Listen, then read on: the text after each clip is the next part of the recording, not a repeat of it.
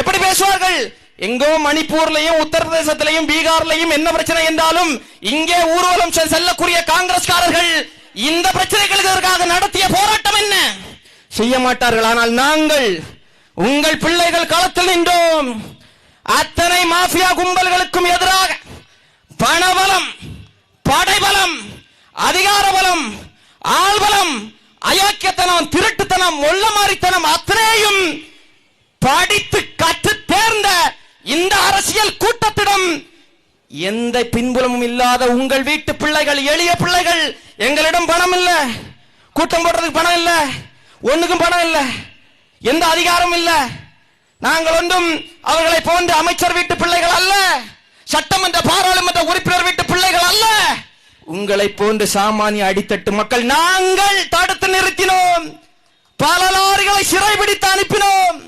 இங்கே கொட்டப்பட்ட கழிவுகளை மறுபடியும் அவர்களையே அள்ள வைத்து கேரளாவில் கொண்டு கொட்ட வைத்தது இந்த எளிய பிள்ளைகள், நாம் தமிழர் கட்சி பிள்ளைகள் நாங்கள் என்பதை நீங்கள் மறந்துவிடக் கூடாது.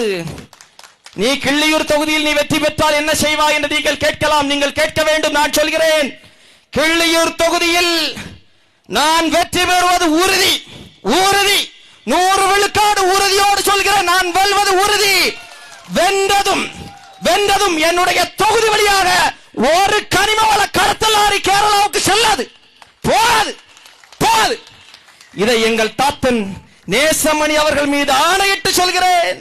இந்த மண்ணின் விடுதலைக்காக துப்பாக்கி சூட்டில், புதுக்கடை துப்பாக்கி சூட்டில் மரணமடைந்த போராளிகள் அவருடைய மூச்சு காற்றை சுவாசித்து நின்ற இந்த மண்ணில் இருந்து சபதம் செய்கிறேன், என்னுடைய குமரியின் நிலப்பரப்பை நாங்கள் பாதுகாப்போம், மீட்டெடுப்போம். கேரளாவினுடைய குப்பை தொட்டியாக இந்த மண் இருக்காது. சத்தியம் செய்கிறேன், சத்தியம் செய்கிறேன். நீங்க நம்பணும், நம்பணும். அன்பு மக்களுக்கு நான் சொல்கிறேன், கிள்ளியூர் தொகுதி காங்கிரஸ் கோட்டை என்றார்கள். எது கோட்டை? என்ன கோட்டை? 96 தேர்தலில் காங்கிரஸ் கட்சி 4ஆம் இடத்திற்கு வந்தது இந்த கிள்ளியூர் தொகுதியில். அந்த வரலாறு திரும்பும், இந்த முறை திரும்பும், திரும்பும். என்னங்க கோட்டை? பக்கத்தில் இருக்கிற சட்டமன்ற உறுப்பினர் ராஜேஷ்குமார் அவருடைய வீடு. நான் கேட்கிறேன், அவருக்கு உடல்நிலை சரியில்லை என்றால் எந்த அரசு மருத்துவமனையில் போய் சிகிச்சை எடுப்பீங்க? சுண்டவளையில போய் படுப்பீங்களா? படுத்து சிகிச்சை எடுக்க முடியுமா? எடுப்பீங்களா? இல்ல கிள்ளியூர் மேம்படுத்தப்பட்ட ஆரம்ப சுகாதார நிலையத்தில் போய் படிப்பீங்களா? எங்க போவீங்க? எங்க போவீங்க? அன்பு மக்கள் சிந்திக்கணும். இந்த தொகுதியில் ஒரு தரமான மருத்துவமனை இருக்கிறதா? ஒரு தரமான மருத்துவமனை உண்டா? வருவாரு, இப்பவே வேலை செய்யறதுக்கு ஆள் இல்லாம 1000 ரூபாய் கொடுத்து வேலைக்கு இழுத்துட்டு இருக்கிறார். கட்சி இல்ல. ஏன் கட்சிக்காரர்களே வேலை செய்ய மாட்டாங்க? வேலை செய்ய மாட்டாங்க. ஏன்? ஏற்கனவே கேரளாவில் இருந்து கோழி கழிவுகள், மருத்துவ கழிவுகளை இறக்குமதி செய்த இவர் தலைமையில் விளவங்கோட்டில் கேரளாவில் இருந்து வேட்பாளரை இறக்கி இருக்கிறாங்க. கட்சிக்காரர்களை எதிர்த்து நிற்கிறார்கள், வேலை செய்ய மாட்டார்கள். ஏன்? கட்சிக்காரனுக்கு ஒண்ணும் செய்யல, மக்களுக்கு ஒண்ணும் செய்யல. அவரை எப்படி மக்கள் ஏற்பார்கள்? ஒரு தரமான மருத்துவமனை இல்லை. நான் கேட்கிறேன், இந்த கிள்ளியூர் தொகுதி காங்கிரஸ் கோட்டை என்று சொல்லக்கூடிய இந்த கிள்ளியூர் தொகுதியில் இத்தனை ஆண்டு காலமாக நீங்கள் கட்டி கொண்டிருக்கக்கூடிய இந்த கோட்டையில் எத்தனை அரசு கல்லூரிகளை கட்டி வைத்திருக்கிறீர்கள்? ராஜேஷ்குமார் அவர்கள் பதில் சொல்ல வேண்டும். ஒரு அரசு கல்லூரி இல்ல கிள்ளியூர் தொகுதியில் இருக்கா? ஒரு அரசு கல்லூரி இல்ல, ஒரு அரசு மருத்துவமனை இல்ல. அப்புறம் நான் எதுக்கு காங்கிரஸ் ஓட்டு போடணும்? எதுக்கு ஓட்டு போடணும்? எதுக்கு போடணும்? ஒரு அரசு எதை கொடுக்கணும் இலவசமா? அன்பு மக்கள் சிந்திக்கணும். தேர்தல் வந்ததும் 1000 ரூபாய் தர்றேன், 2000 ரூபாய் தர்றேன், 2500 ரூபாய் தர்றோம். எங்களை எல்லாம் பார்த்தா பிச்சைக்கார கூட்டம் மாதிரி இருக்கா உங்களுக்கு? இல்ல எப்படி இருக்கு உங்களுக்கு? நீங்க 1000 ரூபாய் தர்றதை என் மக்கள் ஓட்டு போடுவாங்களா உங்களுக்கு? அன்பு மக்களுக்கு நாங்கள் சொல்கிறோம், இந்த தேர்தல் என்பது 1000க்கும் 2000க்கும் 2500க்குமான போட்டி என்று இவர்கள் கட்டமைத்துக் கொண்டிருக்கிறார்கள். விழுந்து விடாதீர்கள். ஒரு அரசு செய்ய வேண்டியது மாதம் 1000, 2000, 2500 அல்ல, தரமான கல்வி. இந்த நாட்டின் முதலமைச்சருடைய பிள்ளைக்கு எப்படிப்பட்ட தரமான கல்வி கிடைக்கிறதோ அதே போன்ற தரமான கல்வி இந்த நாட்டில் இருக்கக்கூடிய ஏழை மக்கள் ஒவ்வொருடைய பிள்ளைகளுக்கும், அத்தனை பிள்ளைகளுக்கும் இலவசமாக, சமமாக, தரமாக கிடைக்க வேண்டும். இதை செய்வார்களா இவர்கள்? யாராவது சொன்னார்களா? இல்லை, நாங்கள் தான் சொன்னோம்.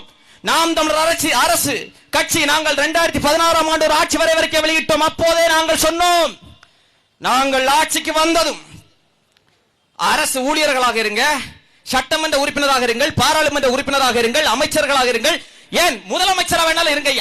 யாராக இருந்தாலும் உங்கள் வீட்டு பிள்ளைகள் அரசு பள்ளிக்கூடங்களில் தான் படிக்க வைக்கப்பட வேண்டும் என்கிற சட்டம் நாம் தமிழர் அரசு இயற்றும் என்று சொன்னோம். நீங்க சிந்திச்சு பாருங்க. இங்க இருக்கக்கூடிய சட்டமன்ற உறுப்பினர் ராஜேஷ்குமார் அவர்களுடைய பிள்ளைகள் இங்க இருக்கக்கூடிய அரசு பள்ளிக்கூடத்தில் தான் படிக்க வேண்டும், இல்ல அமைச்சர் மனோ தங்கராஜ் அவருடைய பிள்ளைகள் அரசு பள்ளிக்கூடத்தில் தான் படிக்க வேண்டும் என்றால் இங்க இருக்கக்கூடிய அரசு பள்ளிக்கூடங்களுடைய தரம் எப்படி இருக்கும்? எப்படி இருக்கும்? உலக தரத்திற்கு இருக்கும். தனியார் பள்ளிக்கூடங்களை விட பல மடங்கு தரமான பள்ளிக்கூடங்களாக மாற்றப்படும். 17 வயசுல ஒரு பள்ளிக்கூடத்துல படிச்சு முடிக்கிற மாணவன் படிச்சு முடிச்சுட்டு 18 வயசுல கல்லூரிக்குள்ளாடி நுழையிறப்போ அவனுக்கு நம்ம என்ன கொடுக்கணும்? என்னங்க கொடுக்கணும்? பெற்றோர்கள் நீங்க சொல்லுங்க, என்ன கொடுக்கணும்? சிந்திக்கும் திறனை கொடுக்கணும், நம்பிக்கையை கொடுக்கணும், தன்னம்பிக்கையை கொடுக்கணும், தைரியத்தை கொடுக்கணும், ஊக்கத்தை உற்சாகத்தை கொடுக்கணும், துணிச்சலை கொடுக்கணும். தெளிவான மனநிலையில் அவன் இருக்க வேண்டும் என்கிற சிந்தனையை, எண்ணத்தை கொடுக்க வேண்டும். ஆனால் இவர்கள் என்ன கொடுக்கறாங்க தெரியுமா? கல்வி கடன், எஜுகேஷன் லோன், வட்டி கடன். 18 வயசு மேஜர், அவன் மேஜர் கூட இல்ல, மைனர். 18 வயசானதான் வாக்கு செலுத்துவதற்கான உரிமையே 18 வயசு ஆகணும். ஆனா வாக்கு செலுத்துவதற்கு கூட உரிமை இல்லாத ஒரு குழந்தைக்கு, ஒரு பச்சை குழந்தைக்கு தலையில வட்டிக்கு கடன் கொடுக்கறியே, நீ அரசு நடத்துறியா இல்லையா, வட்டி கடை நடத்துகிறாயா என்கிற கேள்வியை இந்த மண்ணில் எழுப்பிக் கொண்டிருக்கக்கூடிய ஒரே தலைவன் நாம் தமிழர் கட்சியுடைய தலைமை ஒருங்கிணைப்பாளர் சீமான் அவர்கள் மட்டும்தான். தரமான கல்வி உலக தரத்தில் நாங்கள் கொடுப்போம். அதுதான் ஒரு அரசு செய்யணும். அதே போன்று மருத்துவம், எனக்கு உடல்நிலை சரியில்லை, காய்ச்சல் இல்ல பூச்சி நோய், ஏதோ ஒரு நோய், எங்க போறேன்னா நம்ம எல்லாம் எங்க போறோம்? நம்ம எல்லாம் ஆனா எங்க போறோம்? தனியார் மருத்துவமனைக்கு போறோம். எதுக்கு தனியார் மருத்துவமனை போறோம்? என்னுடைய உயிரை பாதுகாப்பதற்கு நான் ஏன் தனியாரை நோக்கி செல்ல வேண்டும்? நான் வரி செலுத்துவது தனியாருக்கா அரசுக்கா? யாருக்கு செலுத்துறேன்? நான் வரி செலுத்துவதற்கு அரசுக்கு தானே செலுத்துறேன். அப்ப அந்த வரியை நீங்கள் என்னவாக எனக்கு திருப்பி தர வேண்டும்? என்னுடைய உயிரை பாதுகாக்கக்கூடிய மருத்துவமாக நீங்கள் திருப்பி தர வேண்டுமா இல்லையா? தர வேண்டும். இவர்கள் செய்ய மாட்டார்கள். ஏன்? மருத்துவத்தை இலவசமாக தரமாக அரசு கொடுத்தது என்றால் மருத்துவத்தை வியாபாரமாக செய்து கொண்டிருப்பவர்களுடைய தொழில் முடியும். அந்த தொழில் முடிஞ்சா என்ன ஆகும்? அவர்களிடமிருந்து கிடைக்கக்கூடிய கமிஷன் இவர்களுக்கு கிடைக்காது. அதனால்தான் இங்க இருக்கக்கூடிய அரசு மருத்துவமனைகள் படுக்கை வசதி கூட இல்லாத வகையில் இவர்கள் வைத்திருக்கிறார்கள். ஏன்? அரசு மருத்துவமனைகள் தரம் உயர்த்தப்பட்டதென்றால் மக்களா தனியாருக்கு காசு கொடுத்து தனியாருக்கு போய் சிகிச்சை பெறுவாங்களா, இல்ல இலவசமாக அரசு மருத்துவமனையில் சிகிச்சை பெறுவாங்களா? தனியார் மருத்துவமனைகள் அத்தனை மூடப்பட வேண்டிய சூழலுக்கு வரும். அத்தனை மக்களும் அரசு மருத்துவமனைகளை நோக்கி படையெடுப்பார்கள். நாம் தமிழர் அரசு மூன்றை தான் இலவசமாக தருவோம் என்று நாங்கள் சொல்கிறோம். எல்லோருக்கும் தரமான கல்வி சமமாக இலவசமாக நாங்கள் வழங்குவோம். எல்லோருக்கும் தரமான மருத்துவம். இந்த நாட்டின் முதலமைச்சருக்கு எப்படிப்பட்ட தரமான மருத்துவம் கிடைக்கிறதோ அதே போன்ற தரமான மருத்துவம் எல்லோருக்கும், நாட்டின் குடிமக்கள் அத்தனை பேருக்கும் கிடைப்பதை நாம் தமிழர் அரசு உறுதி செய்யும். உறுதியா செய்வோம். மிக்சியையும் கிரைண்டரையும் அம்மியையும் அண்டாவையும் குண்டாவையும் இலவசமாக கொடுக்கக்கூடிய இந்த அரசு ஏன் தவிச்ச வாய்க்கு தண்ணீரை 20 ரூபாய்க்கு வித்துட்டு இருக்கிறீங்க? எப்படி வித்துட்டு இருக்கிறீங்க? கோடை காலம், நீங்களும் நானும் வாங்கிக் கொள்ளலாம். 20 ரூபாய் கொடுத்து தண்ணீரை வாங்கி குடிக்கலாம். இந்த மண்ணில் இருக்கக்கூடிய அத்தனை உயிரினங்கள், ஆடு மாடு கோழி கொக்கு சிட்டுக்குருவி புறா காக்கை, இந்த இனங்கள், இந்த உயிரினங்கள், இந்த மிருகங்கள் பறவைகள் எல்லாம் எப்படி தண்ணீரை குடிக்கும்? யாராவது சிந்தித்தார்களா? யாராவது சிந்தித்ததுண்டா? நாம் தமிழர் அரசு மட்டும்தான் இதை சொல்லிக் கொண்டிருக்கிறோம். நாம் தமிழர் அரசு அமைவது உறுதி, அமைந்ததும் குடிநீர் விற்பனை செய்வதற்கு தடை விதிக்கப்படும். குடிநீர் அனைத்து உயிரினங்களின் உயிராகாரமாக இருக்கக்கூடிய குடிநீர் விற்பனை செய்வது தடுத்து நிறுத்தப்பட்டு நாட்டு மக்கள் அனைவருக்கும் தூய குடிநீரை அரசே இலவசமாக வழங்கும் என்று நாங்கள் ஒரு முழக்கத்தை முன்னிறுத்தி இந்த களத்தில் நிற்கிறோம். சாப்பிடுற சாப்பாடெல்லாம் எனக்கு நஞ்சாயிடுச்சு. இங்க இருக்கக்கூடிய அம்மாக்கள், என்னுடைய அக்காக்கள், நான் உங்களிடம் ஒரு கேள்வி கேட்கிறேன். மனசாட்சியை தொட்டு நீங்க சொல்லணும். நம்ம சமைக்கிற உணவுகள் எல்லாம், வாங்குற உணவு பொருட்கள் எல்லாம் இன்னைக்கு ஆரோக்கியமானதா இருக்கா? அக்கா இருக்கா தங்கச்சி? இல்ல, அத்தனையும் நஞ்சு கலந்த உணவாக மாறிவிட்டது. காரணம் என்ன? நமக்கென்று இருந்த வேளாண் முறை அழிந்து போயிடுச்சு. இயற்கை வேளாண்மை அன்றைக்கு நாம் செய்தோம். இன்றைக்கு நடக்கக்கூடிய வேளாண் முறை எப்படி இருக்கிறது? ரசாயன உரங்களையும் பூச்சிக்கொல்லி மருந்துகளையும் கொட்டி நிலத்தை நஞ்சான நிலத்தில் நீ விவசாயம் செய்தா அந்த விவசாயத்தின் மூலமாக கிடைக்கக்கூடிய உணவுப் பொருட்கள் நஞ்சானதா இருக்குமா, ஆரோக்கியமானதா இருக்குமா? பூச்சிக்கொல்லி மருந்து அடிக்கிறாங்க, ரசாயன உரங்களை தெளிக்கிறாங்க. தக்காளி செடியில அடிக்கிறீங்க பூச்சிக்கொல்லி மருந்த. அந்த பூச்சிக்கொல்லி மருந்தையும் ரசாயன உரங்களையும் நஞ்சு கலந்த அந்த உரங்களையும் கொட்டி நீங்கள் வேளாண்மை செய்து அதன் மூலமாக கிடைக்கிறது தக்காளி. அந்த தக்காளி ஆரோக்கியமானதா இருக்குமா? செத்து போயிரும், கொஞ்சம் கொஞ்சமா செத்து போயிரும். பூச்சிக்கொல்லி மருந்து பூச்சி மேல அடிச்சா பூச்சி உடனே செத்துரும். அதை நாம் உணவாக சாப்பிட்டோம் என்றால், அந்த பூச்சிக்கொல்லி மருந்து மூலமாக நடக்கக்கூடிய வேளாண்மையின் பொருட்களை உணவாக சாப்பிட்டோம்னா கொஞ்சம் கொஞ்சமா செத்து போயிருவோம். பிறக்கிற குழந்தைகள் பலவிதமான ஊனமோடு பிறக்குது. இன்னைக்கு தெருவுக்கு ஒரு புற்றுநோய். எப்படி வந்து என்னுடைய கன்னியாகுமரி மாவட்டத்தில் தெருக்கள் தோறும் புற்றுநோய் எப்படி வந்து? யார் தடுப்பது? நாங்கள் சொல்கிறோம், நாங்கள் சொன்னோம், நாங்கள் மட்டும்தான் சொன்னோம். நாம் தமிழர் அரசு அமைந்ததும் இந்த ரசாயன உரங்கள் பூச்சிக்கொல்லி மருந்துகள் மூலமாக நடக்கக்கூடிய வேளாண் முறை 5 ஆண்டுகளுக்குள் முற்றுமுழுதுமாக ஒழிக்கப்படும். ரசாயன உரங்களுக்கும் பூச்சிக்கொல்லி மருந்துகளுக்கும் தடை விதிக்கப்பட்டு இயற்கை முறையில் பூச்சிகளை கொல்வதற்கான மருந்து அல்ல, பூச்சிகளை விரட்டுவதற்கான மருந்துகளை நாங்கள் தயாரிப்போம். இயற்கை உரங்களை நாங்கள் தயாரிப்போம். அதன் மூலமாக இயற்கை வேளாண்மையை நாங்கள் மீட்டெடுத்து நஞ்சில்லாத ஆரோக்கியமான உணவுப் பொருட்களை உங்கள் வீடு தேடி கொண்டு வருவோம் என்று இந்த நிலப்பரப்பில் சொன்ன ஒரே கட்சி நாம் தமிழர் கட்சி மட்டும்தான். நான் உங்களுக்கு சொல்றேன், நாங்கள் சொல்கிறோம், உங்களுக்கு விஷம் வேணும்னா ராஜேஷ்குமார் ஓட்டு போடுங்க, ஆரோக்கியமான உணவு வேணும்னா எங்களுக்கு ஓட்டு போடுங்க. இதுக்கு மேல எப்படி சொல்றதுன்னு தெரியல. நாங்களும் சொல்லிக்கொண்டே இருக்கிறோம், ஆரோக்கியமான உணவு தருவோம். நம்ம வீட்டு பிள்ளைங்களை நினைச்சு பாருங்க, அத்தனையும் இன்றைக்கு ஒரு தலைமுறை இளைஞர்களையே இந்த டாஸ்மாக் கடையை திறந்து வச்சு முடிச்சிட்டான். சிந்திக்கும் திறனற்ற ஒரு கூட்டத்தை உருவாக்கி வைத்திருக்கிறார்கள் இவர்கள். ஏன் சிந்திக்கும் திறனோடு இளைஞர்கள் துணிச்சலோடு நிமிந்து நெஞ்சை நிமித்திட்டு பொருளாதாரத்தில் வலிமையோடு ஒவ்வொரு ஊரிலும் அந்த ஊரின் இளைஞர்கள் உள்ளூரிலேயே பொருளாதார வலிமையோடு இருந்தார்கள் என்றால் 1000க்கும் 2000க்கும் இவர்கள் வாக்குகளை வாங்க முடியுமா? இன்னைக்கு என்ன தெரியுமா பிரச்சனை? நாட்டில் இவ்வளவு அநீதி நடக்கு, கொள்ளையடிக்கிறானப்பா, 10 லட்சம் ரூபாய்க்கு சாலை நிதி ஒதுக்குறான், 5 லட்சம் ரூபாய் ஆட்டையை போடுறான், உனக்கு கோபம் வரலையா? நம்ம பணத்தை திருடுறான்னு கேட்டா எனக்கு ஏன் பிரச்சனையே பார்க்க முடியல. ஏன் அவ்வளவு பிரச்சனைகள், அவ்வளவு சிக்கல்கள்? ஏன் வருமானம் இல்ல, படித்து முடித்து விட்டு வேலை வாய்ப்பு இல்லாமல் லட்சக்கணக்கான இளைஞர்கள் இருக்கிறார்கள். இவர்களுடைய நோக்கம் என்ன தெரியுமா? 2, இந்த டாஸ்மாக் கடைக்கு பின்னால் இருக்கக்கூடிய சதி 2 சதி. ஒன்று, இந்த டாஸ்மாக் கடையை திறந்து வைப்பதன் மூலமாக இந்த மண்ணில் சிந்திக்கும் திறனோடு எவனும் இருக்கக்கூடாது. இருந்தா நம்ம செய்யக்கூடிய ஊழலுக்கு எல்லாம் சட்டையை பிடிச்சு நம்மள்ட்ட இந்த இளைஞர்கள் அத்தனை பேரும் துணிந்து கேள்வி எழுப்புவா, நமக்கு அதிகாரத்திற்கு வர முடியாது. அதனால அத்தனை பேரும் கஞ்சா போத மதுபானம் அவனுக்கு அடிமையாக்கிரு. அதையும் தாண்டி சிந்திக்கும் திறனோட ஒரு கூட்டம் இருக்குமாப்பா, நான் குடிக்க மாட்டேன், தண்ணி அடிக்க மாட்டேன், கஞ்சா போட மாட்டேன், நான் துணிஞ்சு நிப்பேன், ஆரோக்கியமா நிப்பேன், உடல் வலிமையோடு நிப்பேன் ஒரு கூட்டம் நிக்குமேப்பா. ஒரு இளைஞர் கூட்டம் எங்க போனாலும் நம்மளுக்கு எதிர்த்து கேள்வி கேட்பானப்பா. அவனுக்கு மடியில கனம் இருக்காது. அவன் என்ன செய்யறதா? அவன் ஊர்ல இருந்தா தானே உனக்கு எதிராக கேள்வி கேட்பான். அனுப்புடா வெளிநாட்டுக்கு. எப்படி அனுப்புறது? வேலை வாய்ப்பு கொடுக்காத. அப்ப என்ன செய்வான்? வெளிநாட்டுக்கு. நான் எல்லாம் படிச்சு முடிச்சதும் என்கிட்ட கேட்டாங்க, பொறியியல் படிச்சு முடிச்சதும், தம்பி நீ எந்த நாட்டுக்கு வேலைக்கு போற? நான் கேட்டேன், நான் எதுக்கு இன்னொரு நாட்டுக்கு வேலைக்கு போகணும்? இது கன்னியாகுமரி மாவட்டத்தில் ஒவ்வொரு வீட்டிலையும் கேட்கறது இயல்பா மாறிடுச்சு. படிச்சு முடிச்சா வெளிநாட்டுக்கு போனோம். அப்ப இங்க இருக்கக்கூடிய அரசு எதுக்கு இருக்கு? ஒரு வேலை வாய்ப்பை கூட இந்த படித்த இளைஞர்களுக்கு ஏற்படுத்தாத இந்த அரசு எதற்கு இருக்க வேண்டும்? தூக்கி கடல்ல கட்டி தாக்கணுமா இல்லையா? இந்த அரசுகளை தாக்கணுமா இல்லையா? படித்த இளைஞர்களுக்கு வேலை வாய்ப்பு இல்ல, அப்புறம் இவர்களுக்கு எதற்கு இளைஞர்கள் வாக்கு செலுத்த வேண்டும்? நாங்கள் சொல்கிறோம், இந்த டாஸ்மாக் கடைகள் அத்தனையும் இழுத்து மூடப்படும், உறுதி அளித்து சொல்கிறேன். மூடுவோம். நாங்க சொன்னோம், டாஸ்மாக் கடையை நீ மதுபானத்தை வித்துட்டு இருக்கிற, சீரழிச்சிட்டு இருக்கிற, அதுல விக்கிறது எல்லாமே கலாச்சாரத்தை வித்துட்டு இருக்கிற, அது அதன் மூலமாகவே பல விதமான நோய் இருக்கு, விக்கிறதும் தரமானதா இல்ல, அது நிறைய குற்றச்சாட்டுகள் இருக்கு, காலாவதியான பாட்டில் எல்லாம் வித்துட்டு இருக்க. சரி, இந்த கல்லுக்கு தடை விதிச்சிருக்கிறிய, ஏன் தடை விதிச்சேன்னு கேட்டோம். நாங்க தான் கேட்டு இருக்கிறோம் தொடர்ந்து. கல்லுக்கு கேரளால பாரசாலை தாண்டா கல்லுக்கு தடை இல்ல, பாரசாலைக்கு இங்க வந்தா இங்க கல்லுக்கு தடை. ஏன் தடை? உலகம் முழுக்க எத்தனையோ நாடுகளில் பனை மரங்களும் தென்னை மரங்களும் இருக்கிறது, எங்கேயும் கல்லுக்கு தடை இல்லை, இங்க மட்டும் தடை. ஏன் கல்லுக்கு தடை? கல் மீதான தடை நீக்கப்பட்டால் அத்தனை கூட்டமும் இந்த டாஸ்மாக் கடை போகுமா? நீங்க சிந்திச்சு பாருங்க. கல்லு கடை ஒரு பக்கம், கல்லு கடை உடலுக்கு ஆரோக்கியமான எந்த கலப்படம் இல்லாத உடலுக்கு ஆரோக்கியமான உணவுப் பொருள். கல் இந்தியாவுடைய அரசியலமைப்பு சட்டம் சொல்கிறது கல் உணவின் ஒரு பகுதி. அவ்வளவு ஆரோக்கியம் நிறைந்த ஊட்டச்சத்துக்கள் நிறைந்த பொருட்கள் அதுல இருக்கிறது கல்லுல. அதை முடிச்சுட்டான். ஏன்? கலப்படம், போதை பொருள். அப்ப இந்த டாஸ்மாக் பக்கத்துல ஒரு டாஸ்மாக் வச்சிருக்கல, இங்க ஒரு பார் வச்சிருக்கல, இதுல நீ குடிக்கிறதெல்லாம் என்னது? சிறப்பு, இருமல் சிறப்பா, காய்ச்சல் சிறப்பா, அமிர்தம் குடுக்கறியா, தேன் குடிக்கிறியா, இளநீ குடுக்கறியா, என்ன குடுக்கற? நாங்க அப்போவே சொன்னோம், உங்களுக்கு இவன் தர்ற இந்த சாராயம், இந்த டாஸ்மாக் குடிச்சு செத்து போற டாஸ்மாக் வேணும்னா நீங்க காங்கிரஸுக்கோ திமுகவுக்கோ யாருக்கு வேணா ஓட்டு போடுங்க.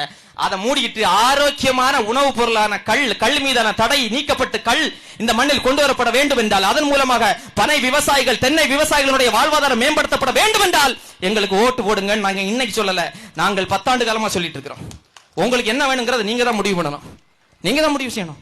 இந்த தொகுதி கிள்ளியூர் தொகுதி விவசாயம் அதிக அளவு நடந்த தொகுதிங்க. ஒரு காலத்துல அவ்வளவு அழகா விவசாயம் நடந்த தொகுதி இன்னைக்கு நடக்குதா? வயல் விவசாயம் நடக்குதா? வயல் நெல் விவசாயம் நடக்குதா? நெல் விவசாயம் முடிஞ்சு போச்சு, முடிச்சிட்டான். ஏன்? நெய்யார் இடதுகரை கால்வாயில இருந்து 22 வருஷம் ஆகுது தண்ணீர் வந்து. இது காங்கிரஸ் கோட்டை தானே. 22 ஆண்டு காலமாக நெய்யார் இடதுகரை கால்வாயில இருந்து ஒரு சொட்டு தண்ணீரை கூட தரமாட்டேன் என்று சொல்லி கேரளக்காரன் அடைச்சு வச்சிருக்கானே, அவனுக்கு எதிராக நீங்கள் செய்த போராட்டங்கள் என்ன? என்ன செஞ்சீங்க? இங்க இருந்து மலையெல்லாம் அங்க கொண்டு தள்ளுற பதிலுக்கு ஒரு சொட்டு தண்ணீரை கூட உங்களால் கொண்டு தர முடியாத காரணத்தால் இன்றைக்கு விவசாயிகள் அழுது புலம்புறாங்க. தண்ணி இல்ல. நெய்யாறு இடதுகரை கால்வாயில் இருந்து இந்த காங்கிரஸ் கோட்டை மன்னர்களால் கொண்டு வரப்பட முடியாத தண்ணீரை இந்த தேர்தலில் நாங்கள் வெற்றி பெற்றதும் உறுதியாக கொண்டு வருவோம். நெய்யார் இடதுகரை கால்வாயில கேரளாக்காரன் பாவம் பார்த்து தண்ணியை தந்தா கூட அது அத்தனை கால்வாய்களையும் போய் சேராது. ஏன்? கால்வாய் இல்ல, ஆக்கிரமிக்கப்பட்டிருக்கிறது, உடைப்புகள் நிறைந்திருக்கிறது. எல்லா குப்பையும் கொண்டு அங்க கொட்டிட்டு இருக்கிறான். எல்லா குப்பையும் அத்தனையும் மீட்டெடுப்போம். நம்பணும் நீங்க. ஏன்? யார் வந்தாலும் இப்படிதானப்பா, எல்லாரும் இப்படிதானப்பா சொல்லுவாங்க. யார் வந்தாலும் இப்படிதானப்பா. என் பெற்றோர்களிடம் நான் கேட்கிறேன், யார் வந்தாலும் இப்படிதானப்பா என்று கேட்கக்கூடிய உங்களுடைய கோபம், ஆதங்கம், ஆத்திரம், வெறுப்பு அத்தனையும் எனக்கு புரிகிறது. அத்தனையும் நான் உணர்ந்தவன். அதனால்தான் நான் இந்த களத்துல வந்து நிக்கிறேன். இல்லன்னா நானும் யார் வந்தாலும் இப்படிதானப்பான்னு சொல்லிட்டு நானும் போயிருப்பேன். ஆனால் உங்களிடம் கேட்பதற்கு உங்கள் மகன் என்னிடம் ஒரு கேள்வி இருக்கிறது. யார் வந்தாலும் இப்படித்தானே என்று சொல்லக்கூடிய உங்களிடம் நான் ஒரே ஒரு கேள்விதான் கேட்கிறேன். இதுவரை யாரெல்லாம் வந்தது? 50 ஆண்டு காலமாக திமுக அதிமுக 2 கட்சிகள் வந்தது. அவர்களை தவிர்த்து யார் வந்தது? யாரும் வரல. இந்திய நிலப்பரப்பை இந்த காங்கிரஸ் பாஜக இந்த 2 கட்சிகளை தவிர்த்து கடந்த 20 ஆண்டுகளில் யார் வந்தது? யாரும் வரல. இந்த கிள்ளியூர் தொகுதியில் யார் வந்தது? இந்த காங்கிரஸை தவிர்த்து யார் வந்தது? தம்பி, யாருமே வரலையப்பா. அப்பா, அம்மா, அக்கா, தங்கச்சி, சித்தப்பா, பெரியப்பா, தாத்தா, மாமா, மச்சா, உங்க எல்லார்கிட்டே நான் கேட்கிறேன், நீங்க இனிமே என்ன தெரியுமா சொல்லணும்? யார் வந்தாலும் இப்படிதானே நாங்க சொல்லிட்டு இருந்தது. கொஞ்சம் அதுல ஒரு வார்த்தையை மட்டும் திருத்த வேண்டி இருக்கு. திமுக வந்தாலும் இப்படிதான் ஒண்ணும் செய்யல, அதிமுக வந்தாலும் இப்படிதான் ஒண்ணும் செய்யல, காங்கிரஸ் வந்தாலும் இப்படிதான், பாஜக வந்தாலும் இப்படிதான், இவனுக்கு ஒண்ணுமே செய்யல. அதனால இவனுக்கு அத்தனை பேரையும் தூக்கி ஓரமாக வீசிட்டு புதுசா சின்ன பசங்க படித்த பண்பட்ட துடிப்பும் ஆற்றலும் மிக்க ஒரு இளைஞர் பட இந்த மண்ணின் அரசியல் களத்தை அப்படியே முழுவதுமாக மாற்றி போடுவதற்காக வந்து நிற்கிறது. அந்த கூட்டத்தின் கைகளில் இந்த மண்ணின் அரசியல் அதிகாரத்தை நாம் கொடுப்போம் என்கிற உறுதியெடுங்க, முடிவெடுங்க. நாங்க மாட்டி தரோம். நம்பி நில்லுங்க. எந்த சமரசத்தையும் செய்ய மாட்டோம். எந்த கொம்பாதி கொம்பனுக்கு நாங்க அச்சப்பட மாட்டோங்க. இந்த கருங்கல் பகுதிக்கு பக்கத்துல அமைச்சர் மனோ தங்கராஜ் அவர்களுடைய வீடு இருக்கு. இதே இந்த பக்கம் வலது பக்கம் அமைச்சருடைய வீடு, இடது பக்கம் ராஜேஷ்குமார் அவர்கள் சட்டமன்ற குழுவினுடைய தலைவர் அவருடைய வீடு இருக்கு. இந்த போற வழியில பாருங்க, இந்த பாலூர் பகுதியில் செவர் விளம்பரம் அது நிறைய எழுதுவாரு. நிறைய உண்டு இல்ல, பணம் நிறைய உண்டு இல்ல, வாங்கின படத்துல செலவு பண்ணணும் இல்ல. எங்க இருந்து வாங்கினாரு அது என்ன தெரியாது, நீங்களே முடிவு பண்ணுங்க. ஏன்னா கனிமவள கடத்தல் லாரிக்கு எதிராக இவர் எதுவுமே பேசல, கனிமவள கடத்தலுக்கு எதிராக இவர் எதுவுமே பேசல. அப்ப பணம் எல்லாம் எங்கிருந்து வந்ததுங்கிறத எல்லாத்தையும் நான் சொல்லி தர முடியாது. நீங்க சிந்திச்சு முடிவெடுக்கணும். அந்த பாலூருக்கு பக்கத்துல, பாலூர்ல பெருசா சுவர் எழுதி இருக்காரு. நீங்க போகும்போது எல்லாம் பார்க்கணும். அதை பார்த்துட்டு அதுக்கு பக்கத்துல இருக்கக்கூடிய சாலையை நீங்க பார்க்கணும். யாருடைய சாதனை? ராஜேஷ்குமாரின் சாதனை. பக்கத்துல பாலூர் குளம் இருக்கு. அது குளம்னாவது தெரியுமா? இந்த கரையில நின்று அந்த கரையை பார்த்தா அப்படியே புல்வெளி மாதிரி, அப்படி தரை மாதிரி இருக்கு, நடந்து போயிடலாம் மாதிரி இருக்கு.